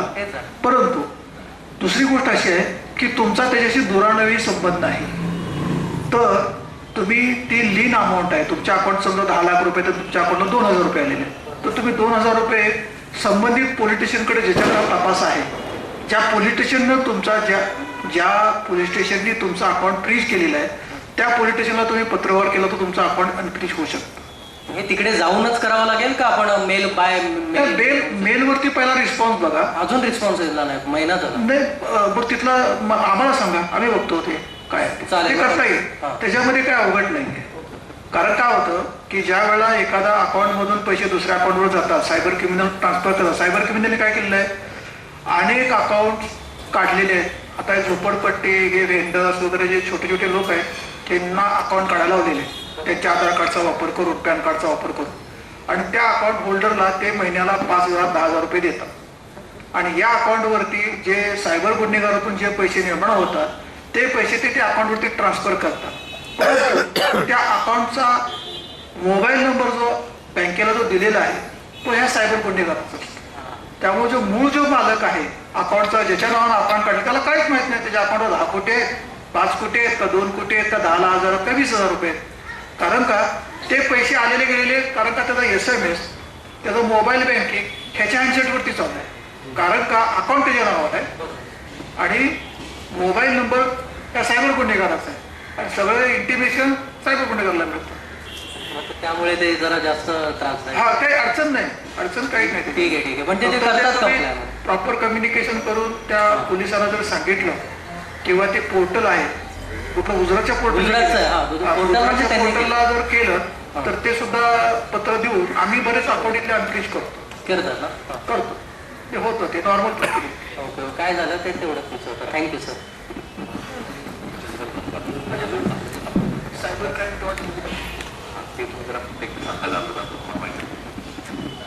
जर आपले पैसे सायबर क्रिमिनलने जर काढून घेतले असतील आपल्या अकाउंटमधून, भले सायबर क्रिमिनलने काढू देत किंवा तुमच्या अकाउंटमधून तुमच्या मित्रांनी काढू देत, फसवून तुम्हाला काढू देत, ज्यांनी कुणी फसवणूक केली असेल तर त्यावेळेला तुम्ही तात्काळ तुम्हाला SMS येतो मोबाईलवरती, लगेच तुम्ही 1930 1930 1930 या फोनवरती फोन करायचा आहे. तिथं पोलीसवाले बसलेले असतात, तुमची कंप्लेंट घेऊन घेतात, त्या ट्रान्झॅक्शन ID त्यांना पोलिसांना कळतो. त्याच्यावरून लगेच ती सिस्टीम आयडेंटिफाय करते की तुमच्या अकाउंट कुठल्या अकाउंटला लिंक झालेलं आहे, तुमच्या अकाउंटवरून किती पैसे गेलेले आहेत ते कळतं आणि त्या बँकेतल्या अधिकाऱ्याला ईमेल जातो आणि त्याला पोलीसवाले फोन करून सांगतात हे सायबर क्रिमिनलचं अकाउंट आहे, ह्याचे पैसे तुम्ही हे अकाउंट फ्रीज करून टाका. यासाठी तुम्हाला पोलीस स्टेशनला जायची गरज नाही. तुम्ही लगेच काय करता की काय झालं की 4 लोकांना फोन लावायचे, 4 पुढारी गोळा करायचे, वळती पळकी आमच्यासारखी पोलीसवाल्याला फोन करून सांगायचं आणि त्याच्यात 2-3 तास घालवायचे आणि ते तोपर्यंत सायबर क्रिमिनलने तुमचे 10 अकाउंटमध्ये 100 रुपये टाकून शिरा ते सगळे पैशाची वाट लावलेली असते. ते पैसे मग मिळाले तर मगाशी तुम्हाला मी सांगितलं 3,26 लाखांमधले 63 लाख रुपये त्याचे आता कव्हर झाले. त्यांनी जर लवकर जर केलं असतं त्याचे सगळे पैसे वाचले असते. 1930 हे लक्षात ठेवा.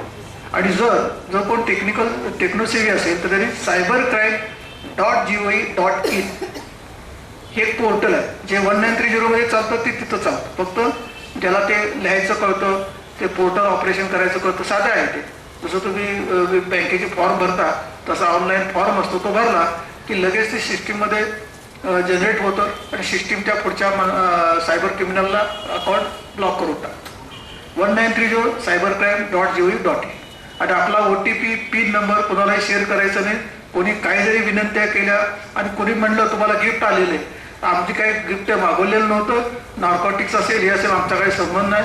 जर कुठल्या पोलिसवाल्यांनी फोन केला, कारण का ते सोपं आहे. आता माझा फोटो वापरून व्हॉट्सअपचा प्रोफाईल तयार करून एक SP रँकचा DCP रँकचा ऑफिसर तुमच्याशी बोलते असं सायबर क्रिमिनल भासवतात. कारण का त्याचा चेहरा तिथं नसतो, ते फक्त तुम्हाला फोटोवरती तो दिसतो, आपल्याला वाटतं की तोच बोलतो. घाबरण्याची अजिबात गरज नाही आणि त्याला सुद्धा डिटेक्ट करता येतं. प्रोफाईल कुणाचा कुठेही फोटो वापरू शकतो. जसं अनेक व्हॉट्सअप प्रोफाईलवरती कोण देवाचे फोटो लावतो, कोण कोणाचे फोटो लावतो, घरातल्याचे फोटो लावतो, शेतातले फोटो लावतो, तसंच तो एक वेगळा फोटो चिटकवतो. त्याच्याऐवजी हा फोटो चिटकवतो आणि सांगतो की मी पोलीसवाला आहे, मी कस्टमवाला आहे.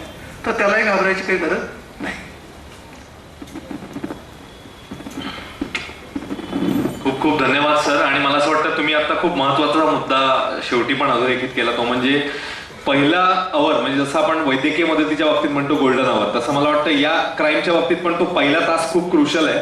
आणि आय थिंक तेव्हा कुठल्या स्टेप तुम्ही घेता, कुठलं पहिलं पाऊल तुम्ही उचलता, याच्यावर तुमचं रिकव्हरी किती % होऊ शकेल किंवा किती लवकर ट्रेस पोलीस करू शकतील हे आय थिंक खूप अवलंबून असतं.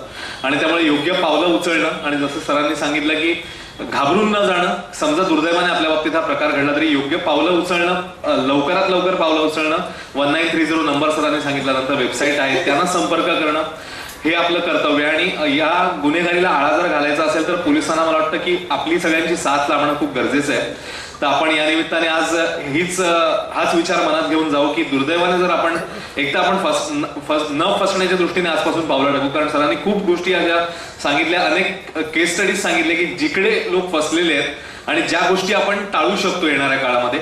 त्यामुळे एकतर आपण न फसण्यासाठीच आपण अवेअरनेस ठेवायचा, सतर्कता ठेवायची. पण दुर्दैवाने जर असं झालं तर मग काय पावलं उचलायची हे पण आय थिंक सरांनी सांगितलेलं आहे. आज खूप व्यस्त शेड्यूल मधनं सरांनी आपल्यासाठी वेळ काढला. सर खूप खूप धन्यवाद आपल्याला. आणि आम्हाला एक खरोखरच या आजच्या काळामध्ये अत्यंत आवश्यक आमच्या जीवनाशी निगडीत अशी आपण दिलेली आहे. आणि माझी खात्री आहे की इथून पुढे सगळे व्यवहार करताना आम्ही सगळी मंडळी सतर्क होऊ आणि आमच्याशी संबंधित आमच्या परिचयाशी जी मंडळी आहेत त्यांनाही आम्ही ह्याच्यातली काही माहिती नक्की शेअर करू. आपण इकडे आलात, मनापासून आभार. टोपीवाला व्याख्यानमाला आणि सगळ्या या आपल्या प्रेक्षकांच्या श्रोत्यांच्या वतीने आपले आभार मानतो आणि आपल्याला पुढच्या वाटचालीकरता खूप खूप शुभेच्छा. जसं सरांनी सांगितलं एक नवीन प्रोजेक्ट येते आणि ते देखील म्हणजे त्याला देखील आपण तिकडे प्रतिसाद दिला तो आणखी गुन्हा कमी करण्याच्या दृष्टीने आपलं ते एक पाऊल ठरणार आहे. महाराष्ट्र सरकार आणि पोलीस दल त्या दृष्टीने प्रयत्न करत आहे, तर तिकडेही आपली साथ लाभेल अशा दृष्टीने आपण पुढे जाऊया. आणि आजच्या या समारोपाच्या पुष्पामध्ये संजय शिंत्रे सरांचं व्याख्यान पार पडलेलं आहे. गेले 5 दिवस आपण अशाच उपस्थितीने इकडे येत होतात. आपल्या सगळ्यांचे देखील खूप खूप आभार मानतो मी आयोजकांच्या वतीने. आणि पुढच्या वर्षी पुन्हा भेटणार आहोत नवीन व्याख्यात्यांसह. तर या व्याख्यानमालेमध्ये आज इकडेच थांबूया. सगळ्यांना शुभरात्री, उत्तम आरोग्य, दीर्घायुष्य लाभो. धन्यवाद.